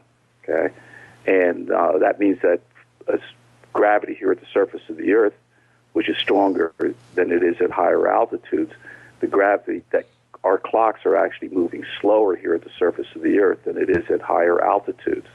And that actually has been demonstrated. We've been able to show that clocks at higher altitudes, for example, on board satellites, are actually running faster than clocks at the surface of the Earth.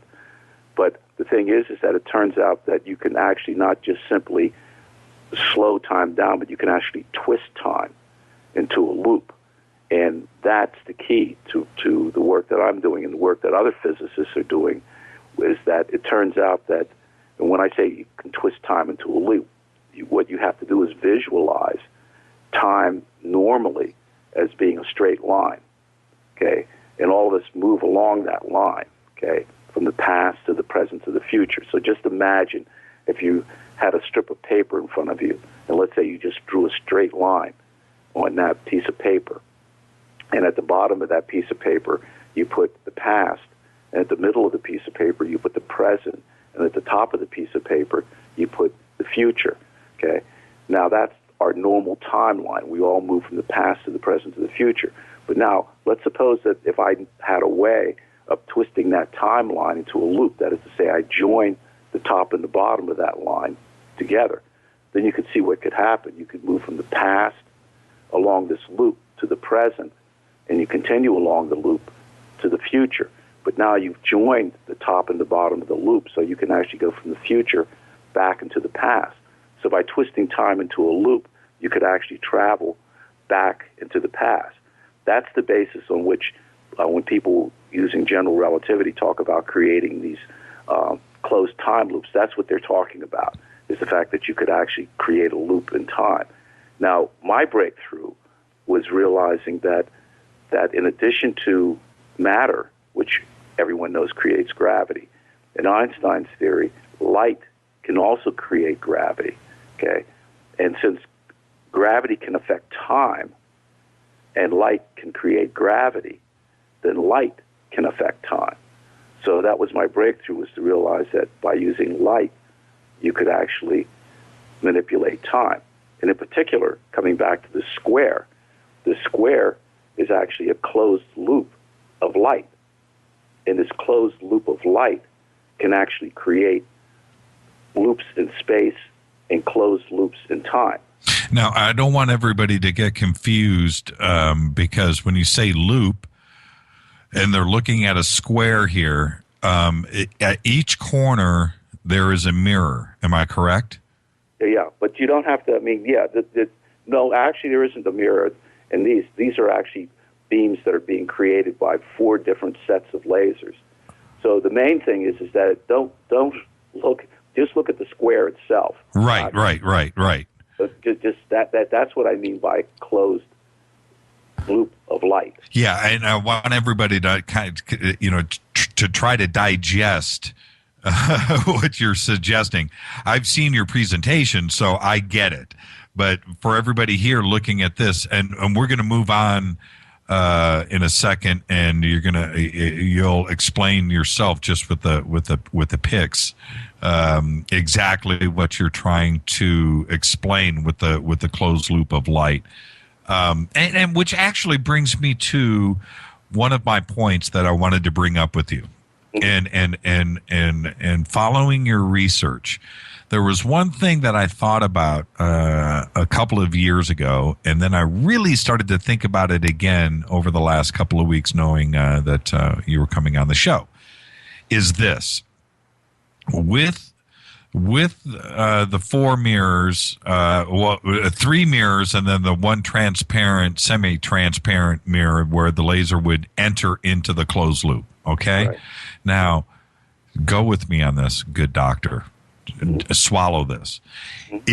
What if you didn't have four mirrors or three mirrors? What if you shot the laser into the interior of a large tube where the interior of the tube was a mirror finish, and then the laser went in a continuous circle instead of a square? Now, based on that, and then shot the laser would be at a slight angle, so it would line the tube like in the shape of a spring, and it would continue down, and then at the end of the tube, hit a mirror, and then come back and intertwine inside the space of the spring shape, and then exit there, and then you would have a continuous loop in the shape of the circle.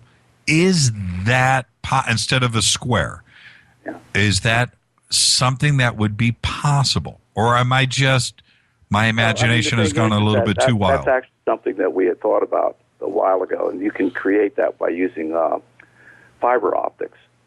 You know, what you can do is you can actually take a fiber optic is like a light pipe, and you can put a light pipe into any shape you want. And so one of the things that we were looking at was using a light pipe in sort of a spiral, like a spring. Right.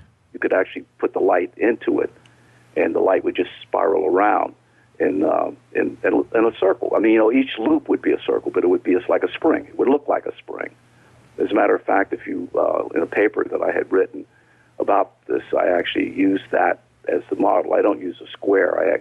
The square was used as a simple representation for showing that space was twisted. Right. Whenever I decided to use that to show that time was twisted, I actually used a helix as the basis, and there's a picture of that in the publication that I had. But essentially, I mean, the thing is it doesn't matter how you create the spiral, but the spiral is the shape that I actually looked at.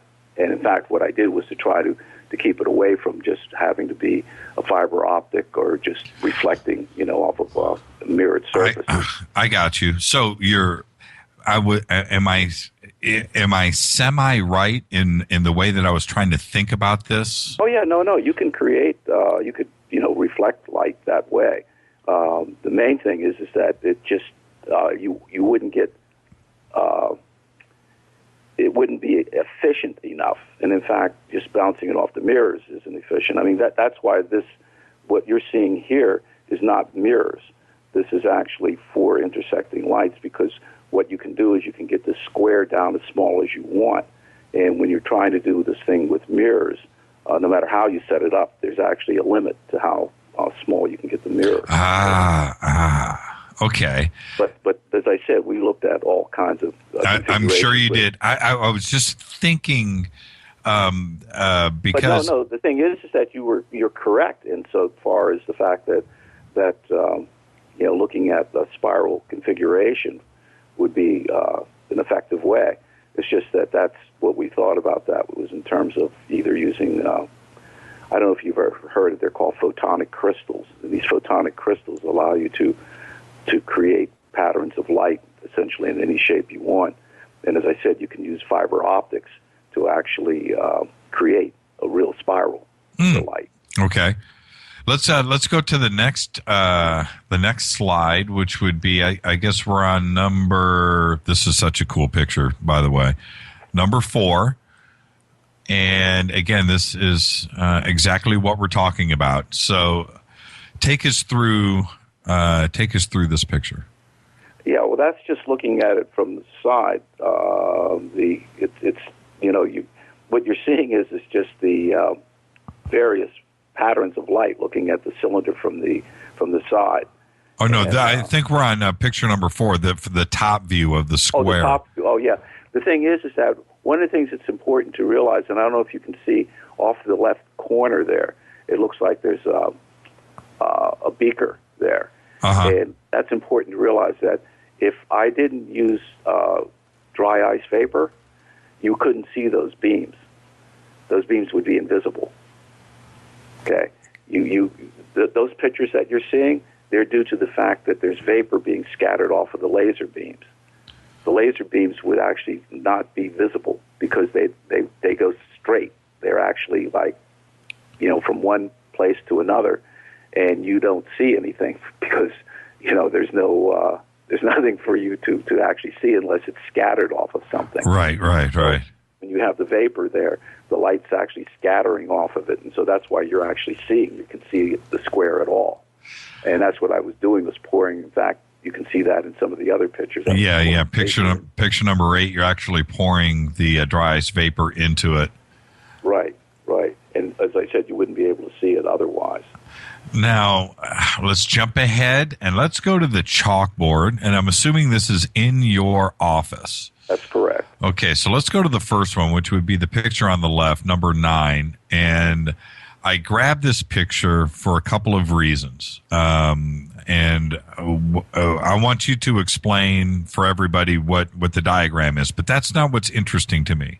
What's interesting to me is the picture of Einstein. That is right there, facing. I guess that's facing your desk, actually, right? Your desk is behind you.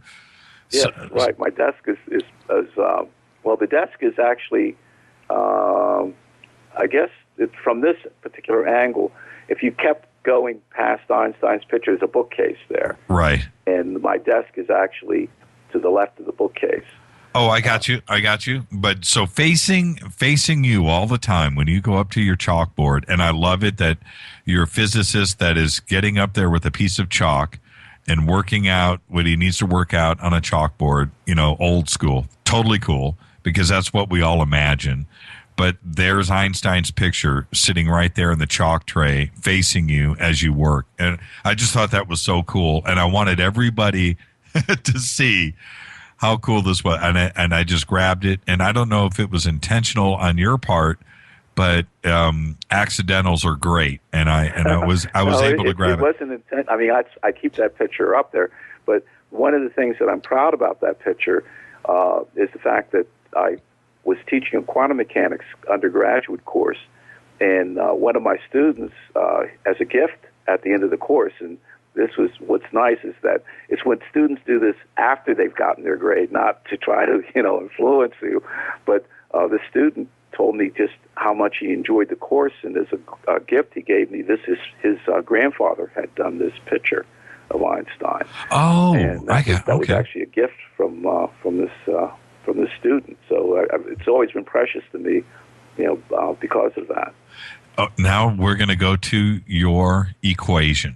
And which is the last picture, and I was able to, for a very, very, very quick split second, a moment in time, if you will, I was able to grab your equation in total. So it's all here, and so please take your time, but explain what that equation is exactly, and we can start. You know what? You kind of have to start upper top left, and then we'll end on the right side. But go ahead, take it away. Yeah, well, the thing is that remember, as I said, that square that you saw in those other pictures, right? That square can be created a number of ways. In fact, the way in which it was created in that tube was by having 4 separate beams and having different layers of those 4 separate beams, creating that. And the way in which I have on that picture that you're talking about on the blackboard is the diagram that I originally had in the first paper that I had done, in which I wanted to show how space could actually be twisted by a circulating beam of light. And this device, and what I did was I decided to use a real device. The device is actually called a ring laser.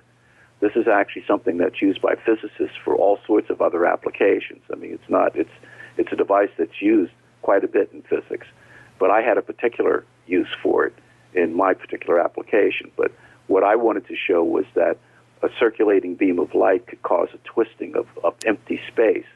And the thing is that there's an analogy that I like to use for people, which I found to be pretty effective in understanding what I'm talking about. Imagine that you have a cup of coffee right now in front of you, and imagine that you have a spoon. I actually do. Okay. Well, think of that coffee as being like empty space, okay?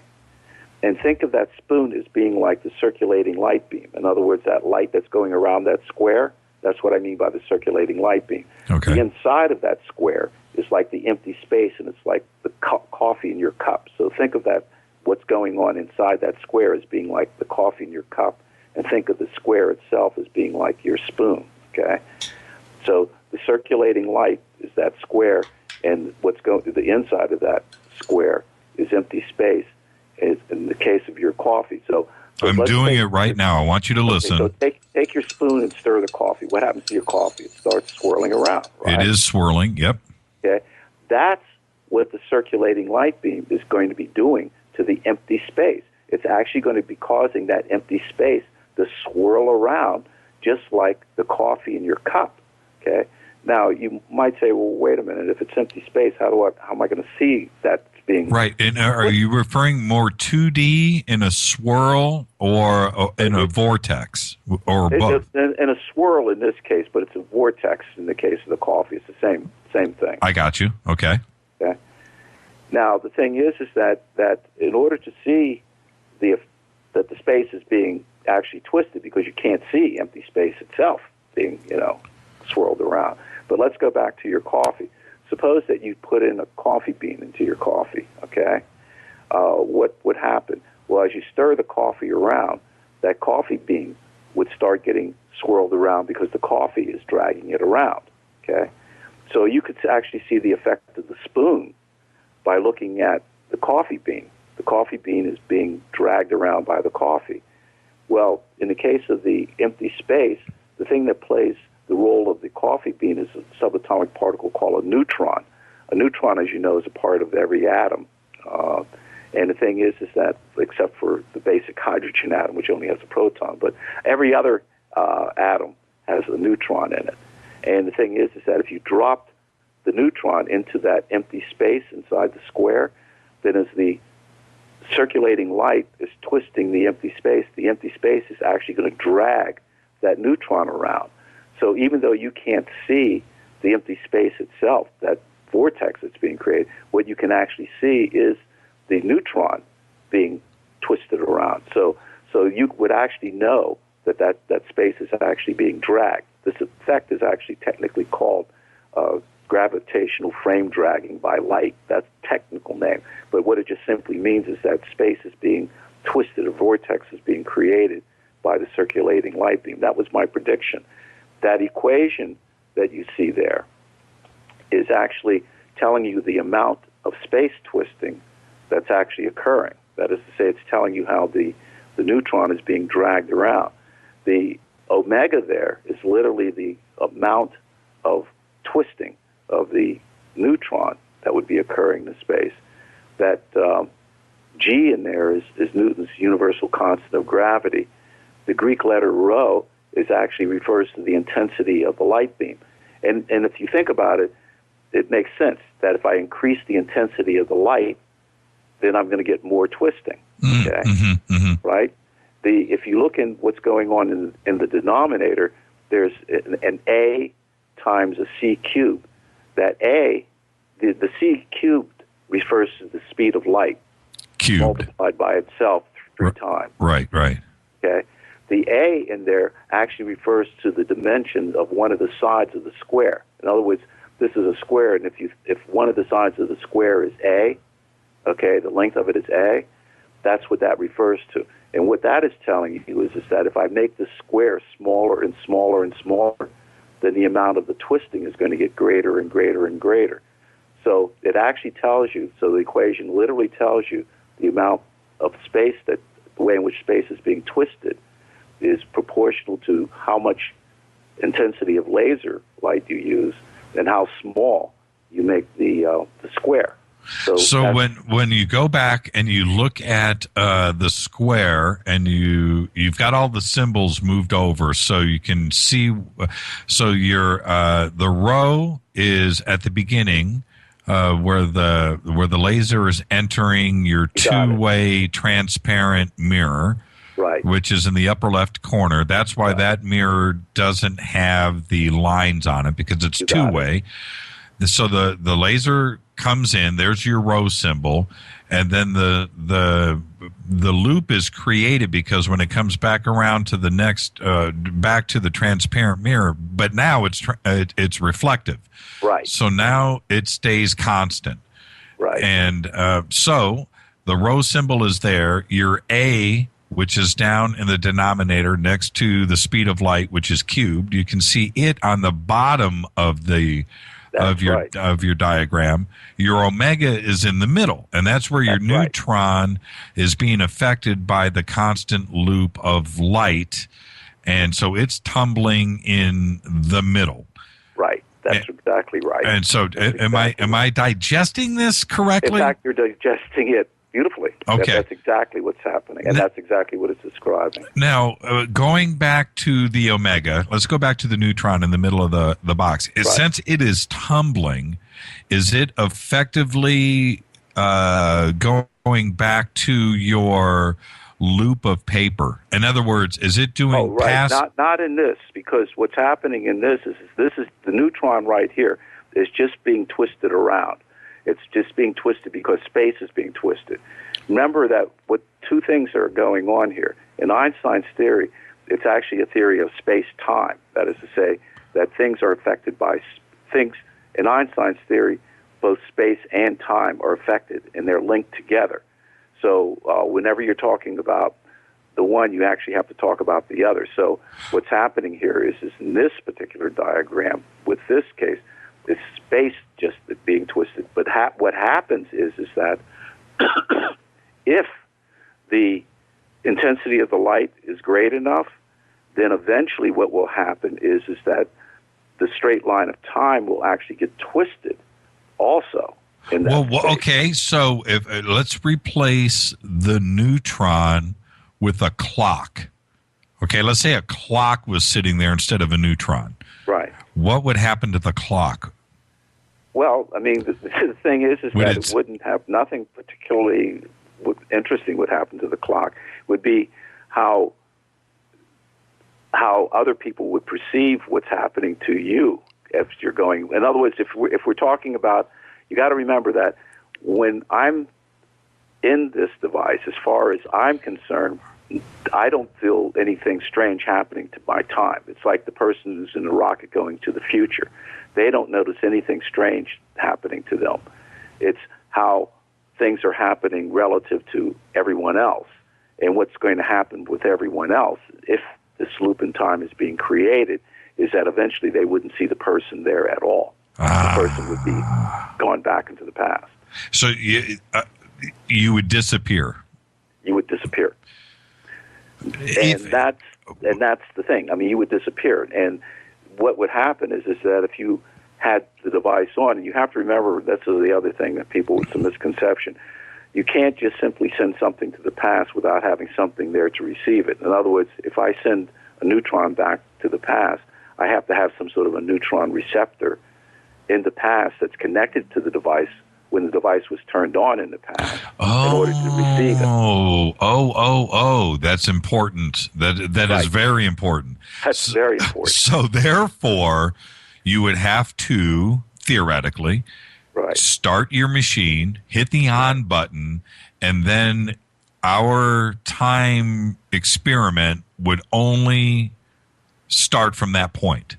You got it. And so if I get it. So if we left the machine running for a week, technically, a week later we could come, we'd wait 7 days. Right. But we could come back 7 days to the original start of the experiment. You got it. But nothing beyond that.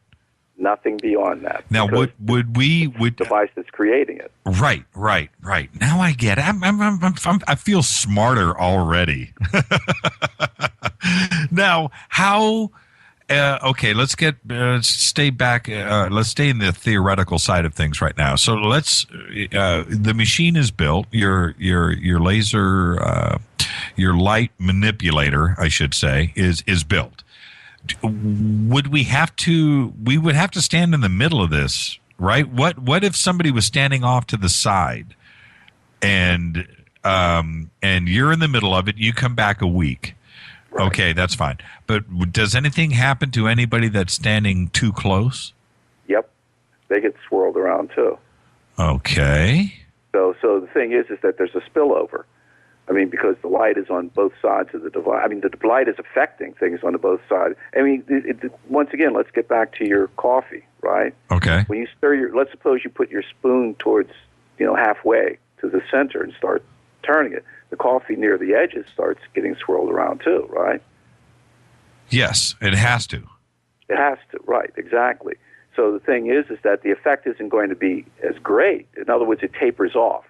When you're constructing this thing, you would have to make sure that, that it was just in a certain region so that it wouldn't be affecting everything around it. But it would be, it would be affecting things on both sides, yes. Because of, and this is where I'm a little bit bummed out, but because of your work and your equation and the obviousness of it, does this mean that you couldn't go back? What your original goal, your original dream was to go back and hang out with your dad. Does this mean that it's not possible, or does it mean that it is? No, it means that it's not possible as far as a terrestrial time machine is going. I mean, that's something that I point out to people as well. I mean, the thing is that we're at a certain stage in our history as far as the development of technology is concerned. And the thing is that eventually, given enough money and the will to do it, we will be able to manipulate both space and time. I think we'll be able to manipulate space sooner, but in fact, I'm sure of that. But the thing is that to manipulate time in that same way is going to require much more in the way of financing. But when I say terrestrial, then I'm not getting into the zone of UFOs here. But right. One of the things that's important to realize is that since the 1990s, astrophysicists have discovered what are known as extrasolar planets. And what this means is that these are planets that are actually orbiting other suns. It wasn't known until that time that there were planetary systems in the way in which ours is a planetary system. I mean, we knew there were billions of stars out there, but now we've actually been able to see other planets around other suns. And what we found since then is that some of these planets are too close to their suns. They're too hot. Some are too far away. And then we found a group, and this is what physicists actually call them, of Goldilocks planets, which, as you might suppose, the name implies, these are planets that are just right. They're just at the right distance to be possibly habitable. What this means is that the universe is probably teeming with life. That's something now that astrophysicists are taking seriously. Whether that life has found us or not, that's an open question. But the fact that life is out there is very, very, very likely. The thing is that some of those civilizations will be more primitive than us. Some of them may be so far advanced to us that they will have discovered time travel to the past, let's say 10,000 years ago. The thing is that their device would have the same limitation if they switched it on, let's say 10,000 years ago. However, if we ever encounter them, then we could actually use their machine to go back and visit our ancient past. As I said, it would still have the same limitation, but if they've had the machine on long enough, that's a real possibility. So that this is actually serious stuff. So yes, it means that I can't use a terrestrial machine, and the likelihood that we'll have interstellar travel in my lifetime, It makes me, when you go to bed at night and you close your eyes, what are you thinking about? My goodness. Okay, I have here's a quick email. Is Ron's current research primarily useful for future research, and does he have a vision for practical usage or devices? In what time frame does he think we would use this commercially? Wow, That's a good question. Good question. I mean, the thing is that yes, that my future research, I feel, is going to be the basis of future. My present research, I feel, will be the basis of future research. And yes, my vision now is that the practical value of time travel to the past, especially, would be to have a device that's an early warning system. I mean, imagine if you were able to have a way of warning ourselves of tsunamis, earthquakes, other catastrophes before they happen, and could send the information back to us. I mean, we imagine the thousands of lives that we could save. So for me, what my work, I feel, will be of benefit to future generations. And that, to me, is what makes it worthwhile that I still continue it. And as I said, I now know how it can be done. So in a sense, I have accomplished my goal that I had as a child. I do know how it's possible to go back in time. The thing is that I'm not able to use it to visit my father, but I have accomplished that. I know how it can be done. But if I can help future generations to be able to control their destiny and to make a better world, and to me, that's worth it. Okay, that last email was from Chuck. This one is from Ben, and Dr. Mallett. If we had 2 more hours, we could get through all of this email. It's coming in like that. It's coming in fast. Jimmy, Dr. Mallett, if you go back in time to change an event, is it ethical? Now, before you answer that's the one question we all have to. It's been asked so much, but it's still a relevant question today. We've all heard it answered. I would like to hear your answer. But he continues, you may get your desired effect, but others will suffer who did not originally. Okay, now that's the conundrum, isn't it? Yes, as a matter of fact, no, it's a very important point. And in fact, one of the things that I hope that people ask whenever I'm giving talks generally is about the ethical concerns. But this is on 2 different levels. Yes, the thing is that when it happens, and it will happen, it's not going to be something that's going to be generally available in the same sense that we all do not have our own particular nuclear power plants in our home.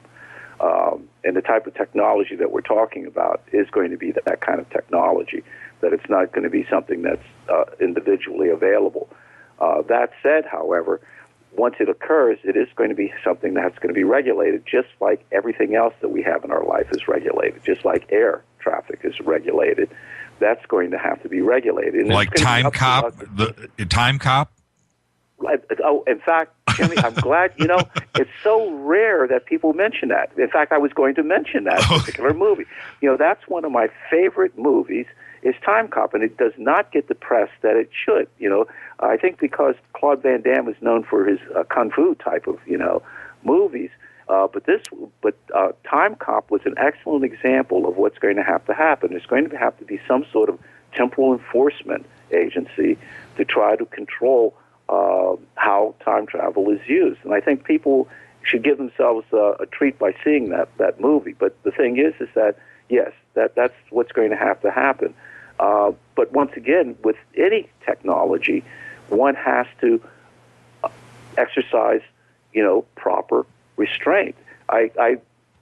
My stepson mentioned, one time we were having a discussion, and he picked up a butter knife, and he said, here we have, this is technology, and I can use it to butter my bread, or someone could use it to stab someone. That's technology. Right. Well, we have so much time travel interest in this show. Well, first off, I'm a catalyst. It's something I've always been interested in. And Art Bell, who, I'm sitting and we're waiting for Art to patiently come back to the network. But that was one of Art's passions, and you've been on with Art many times. yes. And maybe that. maybe we're lucky and he's listening right now. And but anyway, it's something that everybody is interested in, and we talk all the time. And I had a caller a couple of weeks ago. Oh, by the way, if anybody would like to get in a quick question before Dr. Mallett leaves, 323-825-5045. We'll get you in and out really quick because we're nearing the end of the show. But a couple of weeks ago, I had a caller call in, and we were talking about time travel. And there was one thing that after the show that night, when I closed my eyes in bed, I started to think the one passion for I think that is to go back and live our life over and just do things right the second time around. Yeah. Okay, all right, I get that, but this is the problem that I see with that. If I go back and I have the ability to do that, and I go back to 5-year-old Jimmy, right?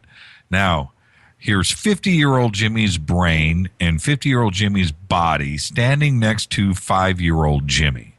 There's a issue with that right there. Okay, it doesn't make any sense. But if I had the ability to get my 50-year-old brain into, and consciousness and soul into 5-year-old Jimmy, so now I have the life experiences that I need to fix what continues, then, and let's say that consciousness is able to download into 5-year-old Jimmy, then what do I do with 50-year-old Jimmy? Do I kill myself? You can't have the two consciousness alive at the same time. The thing is right. I mean, number one, with time travel, at least physical time travel, as we've been talking about it, it would be the first situation that you had. I mean, in other words, it would be the 50-year-old encountering his 5-year-old self, and of course, I mean, that would not be a good thing not because of anything that would happen. I mean, the universe wouldn't implode or anything like that. But the problem is that we have to live in order to have experience. I mean, people who we know when we were very much younger who gave us advice, sometimes we took their advice and sometimes we didn't. And that's because of the fact that we have to live in order to do that. And in a way, it's sad. In a way, it's good. Because the thing is that I don't think that we would have the courage to do the things that we do if we had all of this consciousness of, what could happen if we do it. Right. The positive side of that is that you would not get young men to go to war because they would say, "You got to be kidding me," I'm gonna, I mean, the thing is that so the fact that we start off with this blank slate and we can take advice or choose to take advice or not advice and then just live with our experiences, I think is the way in which somehow nature intended it. So that, and I'm a believer, I have to say, so I think of it in terms of this is the way in which God had intended it. Right. But the thing is that I think that to me, once again, I think that what we would have to do is to have the wisdom to try to decide how to deal with things in such a way that it would be to the benefit of, people as a whole. And that's hard. That's very difficult to decide. And that's something that's beyond the wisdom of what I would be able to do. But I think it's something that, as a collective and as a people, we will have to decide someday. And we've been able to try to do that so far in many things that we've been able to do. But it's going to be difficult. And I'd hope that by the time this becomes a part of our life, we will have gained much more maturity and are able to deal with it in a rational way. Now, that's my hope. Tomorrow night, UConn takes on Iowa State in the Sweet 16. Okay. Are you able to tell me who's going to win? Well, even if I I wouldn't. But no, I have no idea. And in a way, that's to me that's okay. I mean, I think that's what gives life, some of its color and some of its flavor. Well, and as far as the ethics issues go, and you brought it up really well with Time Cop. I mean, and also with Back to the Future, would you really, if somebody was so wise to come from the future, I would assume their ethics would be more mature because they've grown up a little further and evolved a little further. I would think that the last thing that a time traveler would want to do is come back and play the stock market. It just doesn't make sense to me. I don't think that that type of ethic would be an issue. No, I don't think so. I have to agree with you on that. I think that for me, it would be, if I could do it, and I don't consider myself to be, at that particular edge of the maturity of the race, but I would like to go back just to actually see what history looked like, to actually see Lincoln, to actually, and I love classical music, to actually hear Chopin play the piano, right? To actually, see without interfering those aspects of history that have made us the way that we are, without interfering with it. And I have a feeling that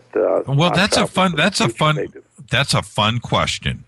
So I know you just said Chopin. I'm with you there, actually. I think I'm going Bach, but Bach. But if you could go back to any point in history, you only had one shot, and you wanted to go and witness something. What would be that one thing? Okay, and we're talking about history. Yeah, history. We can go in the other direction, but let's go backwards first. Okay, so you got one shot. One shot. What is it? Christ, for me. Yep, me too. Yep. I would want to go right there. I think I don't know if it would be the resurrection, because that would be pretty cool. Yeah. Or if I would want to just be the guy that maybe pulls him down from the cross and maybe saves him. I don't know.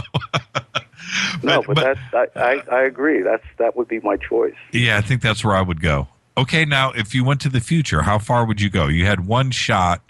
Would 10,000 years, 10 years? How far in the future do you go? And you only got one crack at it. And that's an interesting thing, because for me, the future doesn't have the same. When I was much younger, I thought about the future. But now, at my age, I think more about the past, and maybe that's nature's, aspect too. But for me, I really, I guess I've lived enough to know that the future can be very uncertain and could be, who knows. So I think I would just simply, I don't know as far as going into the future. I would like to know when we would go to the stars, but it's hard to know when that would happen. If I only had a choice of one particular place to go, scientific creativity and scientific innovation is something that's very, very uncertain. So I wouldn't know when I should go, and so I wouldn't be able to say. Well, that's an interesting answer. Okay, now before I let you go, I've got one last thing, and for our audience out there, if I didn't bring this up, I wouldn't be doing my job. John Titor. I got to go there.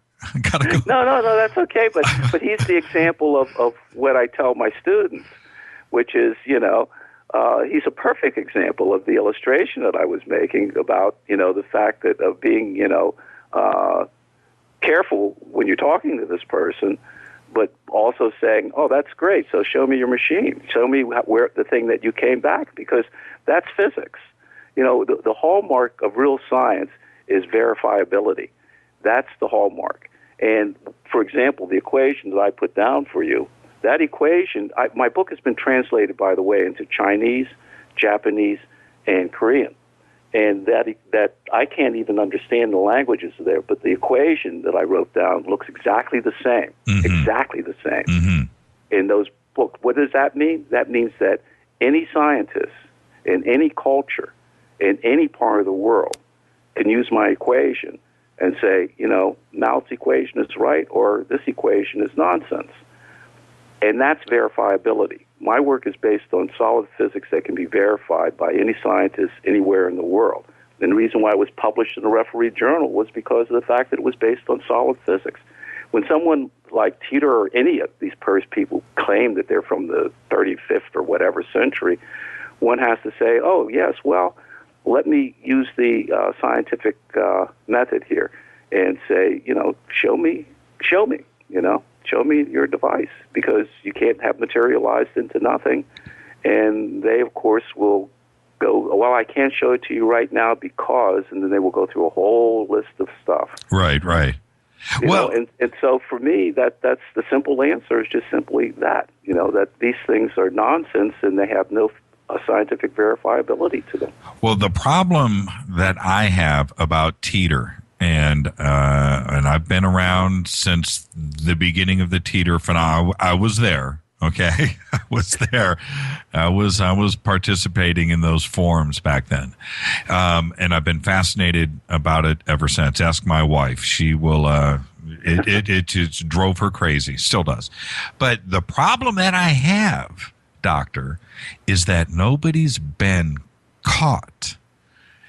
If it's a hoax, they've managed to keep. If it's a fictional piece, then they have managed to keep it covered up because nobody's been caught. To me, that's so, there are so many things that people have done that with. I know. It's so, there's the Loch Ness Monster. Well, that's the allure. That's the love. No, I know, but the thing is that that's the problem, though, is that people can get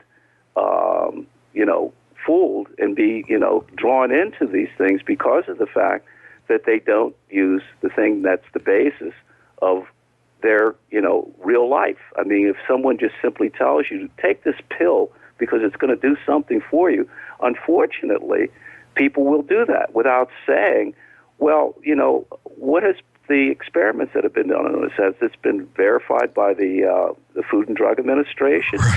What's the science? I mean, the basic criteria that we utilize to try to verify, the reality of the things that we need to do in life. But unfortunately, people will believe in anything if you, wave your hands and just simply say, you should believe in this because, I haven't been able to prove it, but that's the reason why you should believe in it. When you went, and I know that you have, I know that you've, read his stuff. Is it easy to shoot down from an educated, a physicist? It's so trivially easy that it's literally trivially. In fact, that's the thing that scientists, don't take it seriously, and they just simply, it's unfortunate that they say that people allow themselves to believe total nonsense, because the thing is that that's what it is. Well, like I said, for me, until I either want somebody busted, because I know, but no, Jimmy. The thing is that why? I mean, the thing is that if I say to you, Jimmy, I have been back from the future, and I can't tell you, I can't show you my machine because it's broken, and I had to get rid of it. And you're going to say, oh, gee, that sounds interesting. Now, there's no way that you're going to be able to verify that I didn't have the machine. And so, because of the fact that I just told you that I, did it, but but unfortunately, as I said, it's because of the fact that people don't think in terms of what is real, what is it that can be verified. And until they do, I mean, it's unfortunate, but we get ourselves carried into all sorts of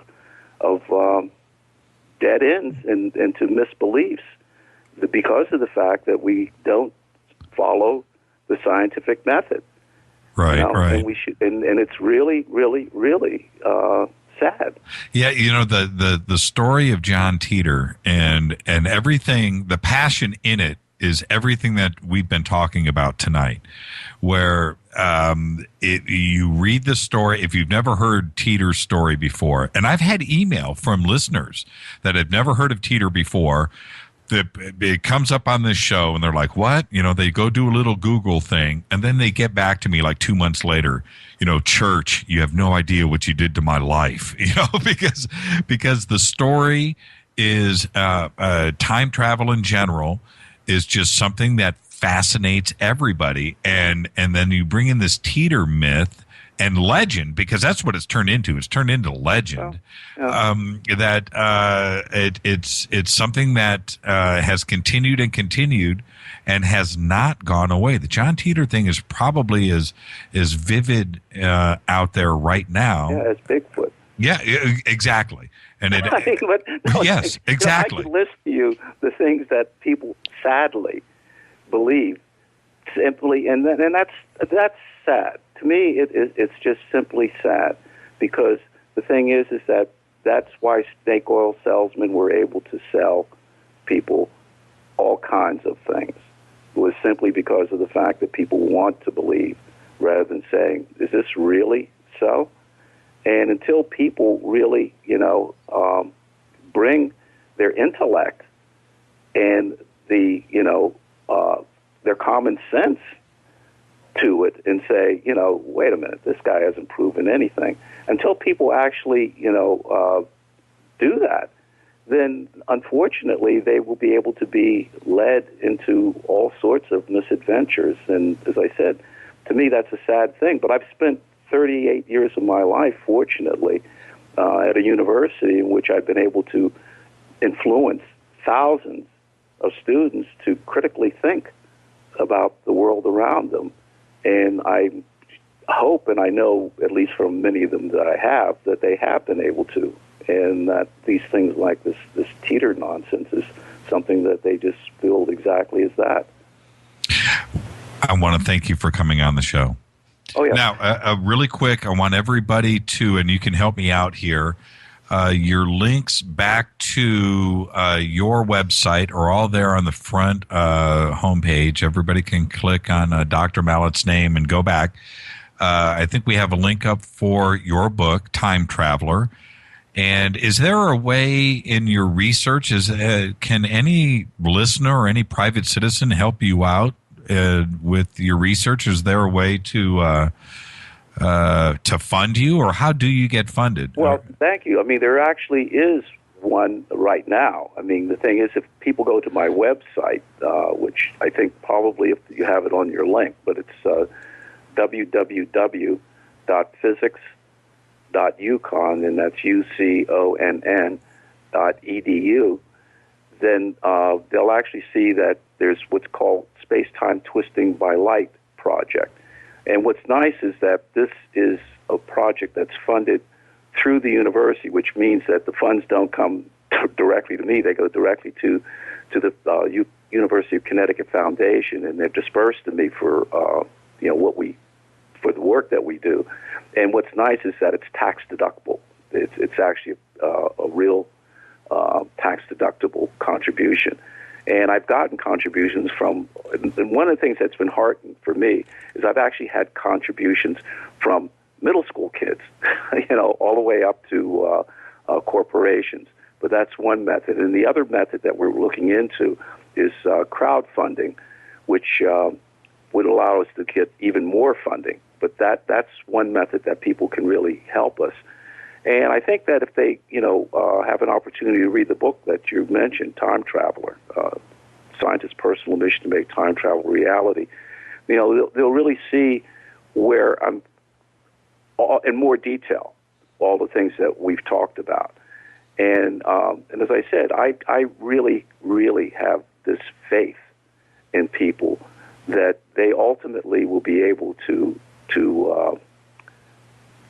separate the wheat from the chaff and understand what that the things that we can do as human beings are so vastly more fascinating than the myths that we allow ourselves to believe. And I think that people will eventually realize that.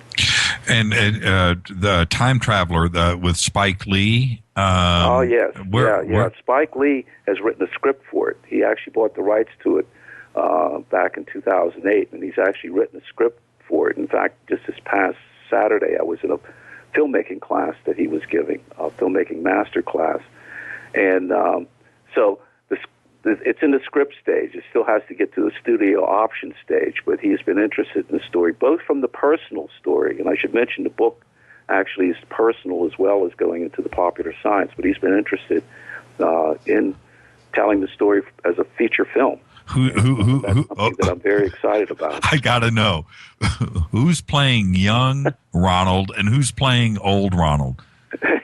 Well, I'm glad you asked that, because Spike has asked me explicitly not to say publicly, but he said that it's okay for people to speculate and pick your favorite African American actor, and you probably might not be too far off the course. But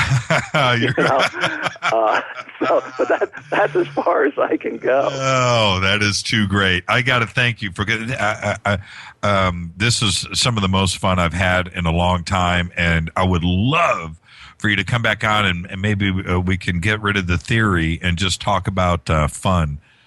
Because I'd love that. I mean, it's just when you come from a place of passion, and that allows people to share your passion and hopefully learn something. And if we pull that off tonight with just a little bit, it just makes me feel great. And I have to thank you. And also, you gave me a time limit tonight, and we blew way past that. And I know you. I realized that. That was absolutely fine. Well, that's part of what we were talking about. See, when it's good, it just flies, right? Yeah. So I hope you get some rest tonight for your meetings tomorrow. But again, go UConn tomorrow night in the Sweet 16, and we'll be in touch. Thank you, Doctor. I had a great time. I did too. Thank you, Jimmy. Have a good night. You too. Bye-bye. Bye-bye. Wow. Dr. Ronald Mallett. Whew. Man. Okay. See, this is the thing. And again, this is KJCR, Dark Matter Radio Network, Fade to Black. I'm your host, Jimmy Church. This is the thing. And I know that everybody has been listening and tons of email. But sitting through a show like that, also last night with Jay Widener too as well. But I hope that everybody feels the same as I do right now, in that I feel enlightened. I really do. I feel a little blessed, and that I've learned something. And that is a guy that, and I'll just recap a little bit. That is a guy that went through tragedy, and we all do. We all have our life's moments. But he went through everything, persevered, went through a child of the 50s, through some turbulent times here in the United States, and was able to go and get a Ph.D. And he is, now at UConn doing exactly what he dreamed about his entire life. What is that? To go back, conquer time, and to go back and visit his dad. And that I just can't say enough. So with that, I need to take a little break myself personally, and I'm going to do that. This is Fade to Black on the Dark Matter Radio Network. I am your host, Jimmy Church. I've got a bunch of emails. We're going to get to that. We've got about 10 minutes left, and if you want to call and talk, 323-825-5045. I'll be back in 2 minutes. Everybody, this is Rob Halford, the Metal Guard on JimmyChurchRadio.com. What's up? My name's Brian Taylor, Ninja Badass Extraordinaire, and this is JimmyChurchRadio.com. KJCR, in your face. JimmyChurchRadio.com on the Dark Matter Radio Network.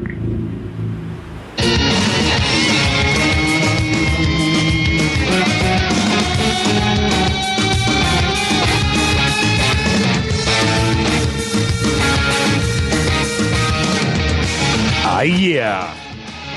Oh.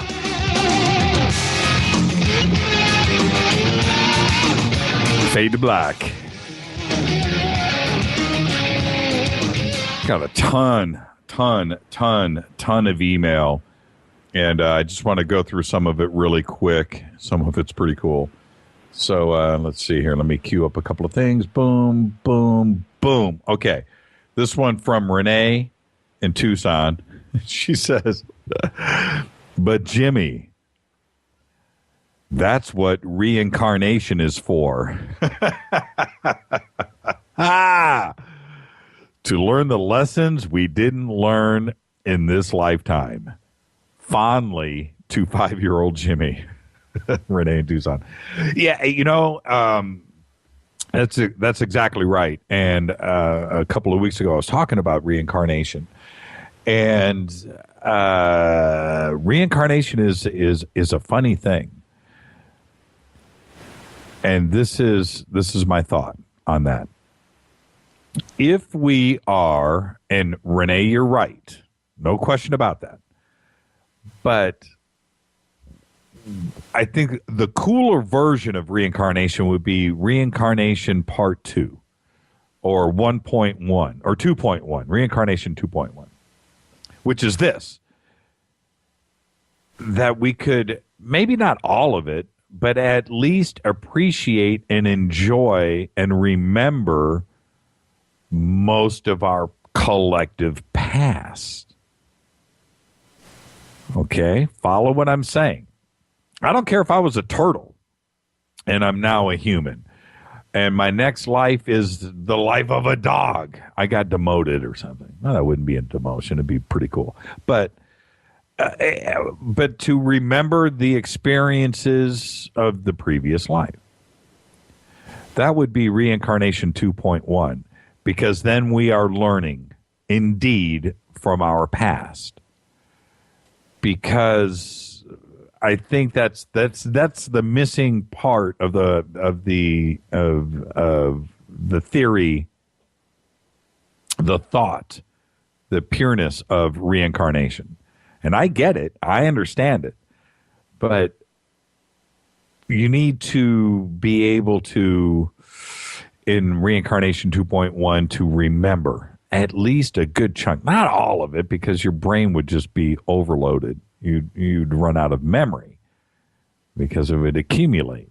But at least the previous life, the last one, whatever it was.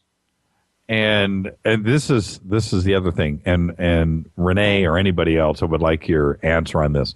When reincarnation occurs, is it the day that you die? Is that it? Boom. So the next day, 24 hours later, boom, you are now an infant being born. Does it happen like that? Is that concurrent? No, that's consecutive. Yeah, consecutive. Boom, boom. Like the next day, whack.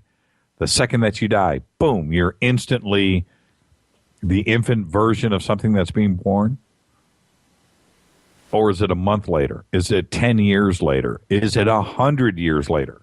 Like my last life, was I in, I don't know, the Revolutionary War, 1776? Or did I die, yesterday? So with the previous life, and this is how my twisted mind works. But or was your previous life 2014, yesterday? And your memories are consecutive. Do you follow what I'm saying? Not concurrent, but consecutive. That's where your life experiences add up. And then you would have to remember them and learn from them. Because if you don't remember them, where are the experiences gained? That's the issue that I have. So that's my version of reincarnation 2.1.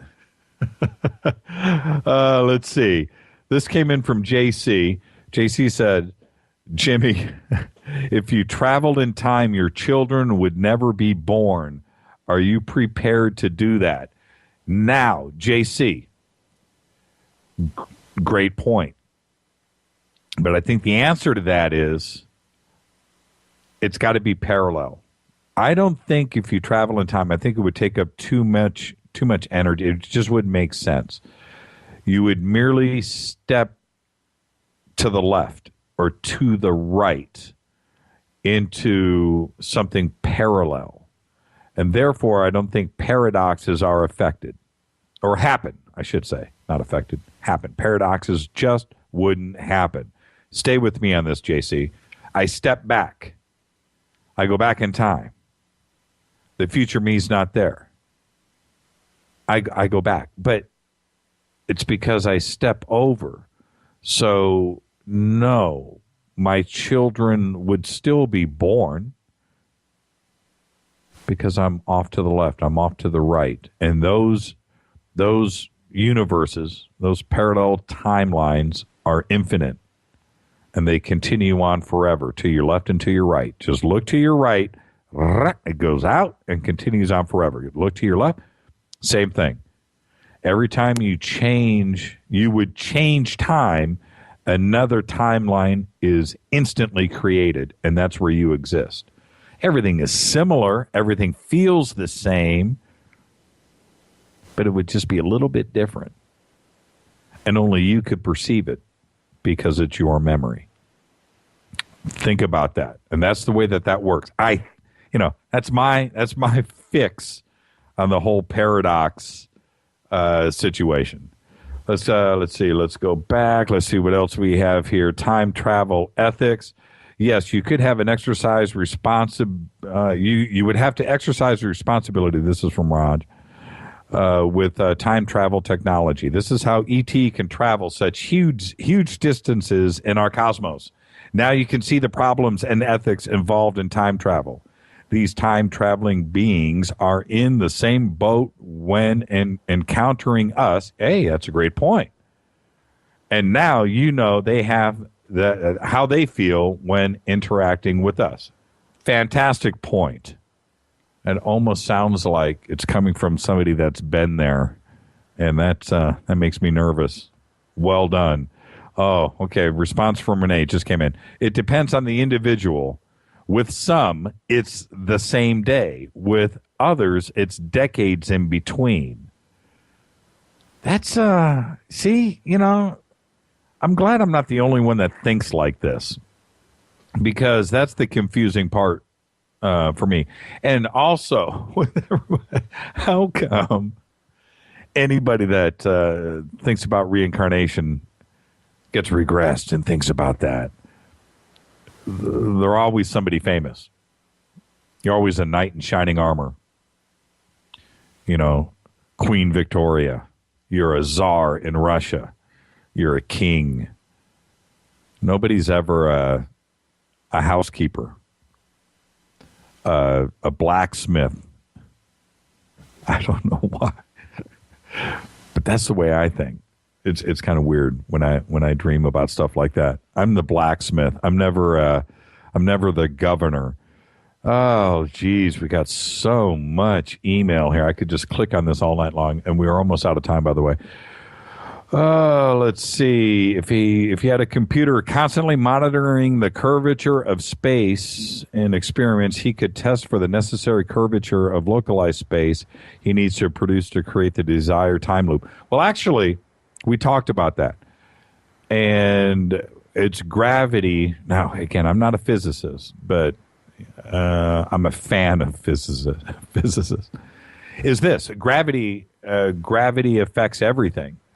So when you have a planet, the sun, the gravity around the Earth, around the sun, all of that is affecting time. So I don't know if you'd even really need to. I think all of this has been proven. I don't know if. I think it's already been measured. I mean, but it's a great point, and I think that we talked about that tonight. I'm just clicking. These are just one email after another. Hi, is there a way to superimpose one timeline or closed time loop upon another and possibly merge them? Well, that's kind of what I was talking about earlier. We could have asked Ron this question. That's a great question, but that's what I'm talking about. Timelines are next to each other. I don't know if you could effectively merge them, because then that would cause the collapse of everything.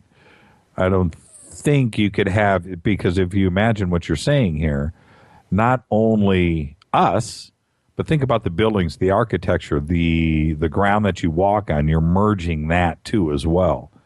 It's not just consciousness. You're merging physical worlds together, and that cancels each other out. So I think you would have nothing. If you think about it, you have nothing. A positive one and a negative one is nothing. So I think that would be the end result of that. Oh, the one thing that I meant to ask Ron, I'll ask everybody out there. What happens with the ground that you walk on? So let's just say, I meant to ask Ron this. I want opinions. The emails are coming in. I want opinions really quick. The ground that you walk on. Ron said that if he had the machine running for a week, then a week from now, with the machine running, we could jump into it and go back a week. Theoretically, it makes sense. You would jump in the loop of lasers, right? Tumbling time, and you could go back to when the machine was turned on because it was running for a week. But the Earth is moving for 7 days. So does that mean you could possibly wind up in, I don't know, Oshkosh, Beijing, Zurich? You don't know where, as the Earth is rotating. So how do you fix that problem? Think about that, JC. That's a bigger issue. Forget about the children paradox. Do you wind up in the middle of the Atlantic Ocean, drowning, and nobody knows about it? Think about that. What happens to the ground under your feet? How do you make that correction? Do you end up in space? The Earth has moved, right? Am I making sense? Of course. The Earth is in its orbit. So a week later, where's the Earth? Forget about winding up in the Atlantic Ocean. What if you're in orbit around Mars? Those are the bigger questions. I want to thank everybody. Tomorrow night, don't forget, tomorrow night is Daniel Sheehan, Costas McCrease.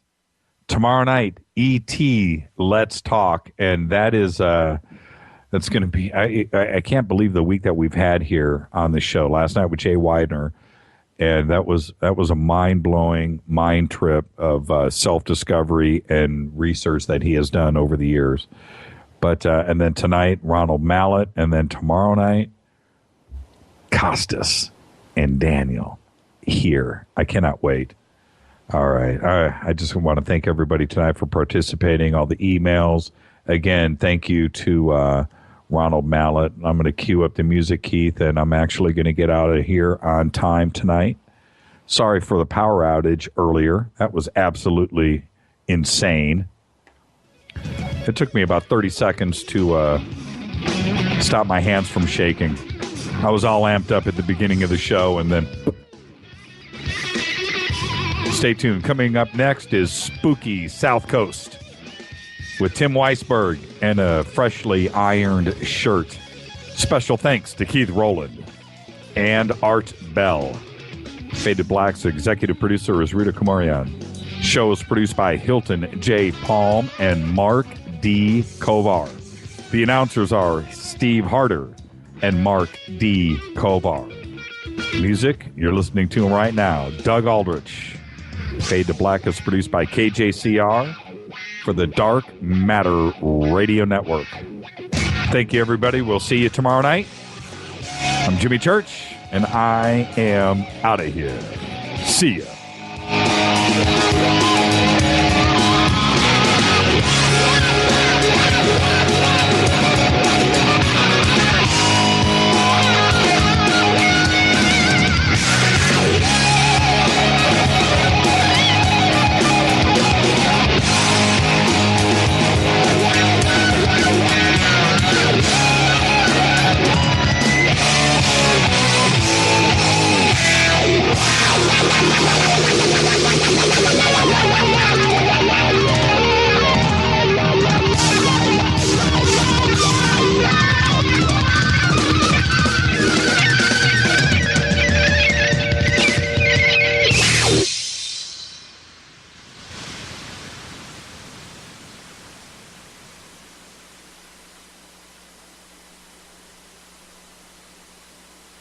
talk with the top researchers and experiencers in the paranormal community. We cut through the unexplained and present new theories that will rock our understanding of the world around us. That's Monday evenings at 9 p.m. Eastern Standard Time on the Dark Matter Radio Network.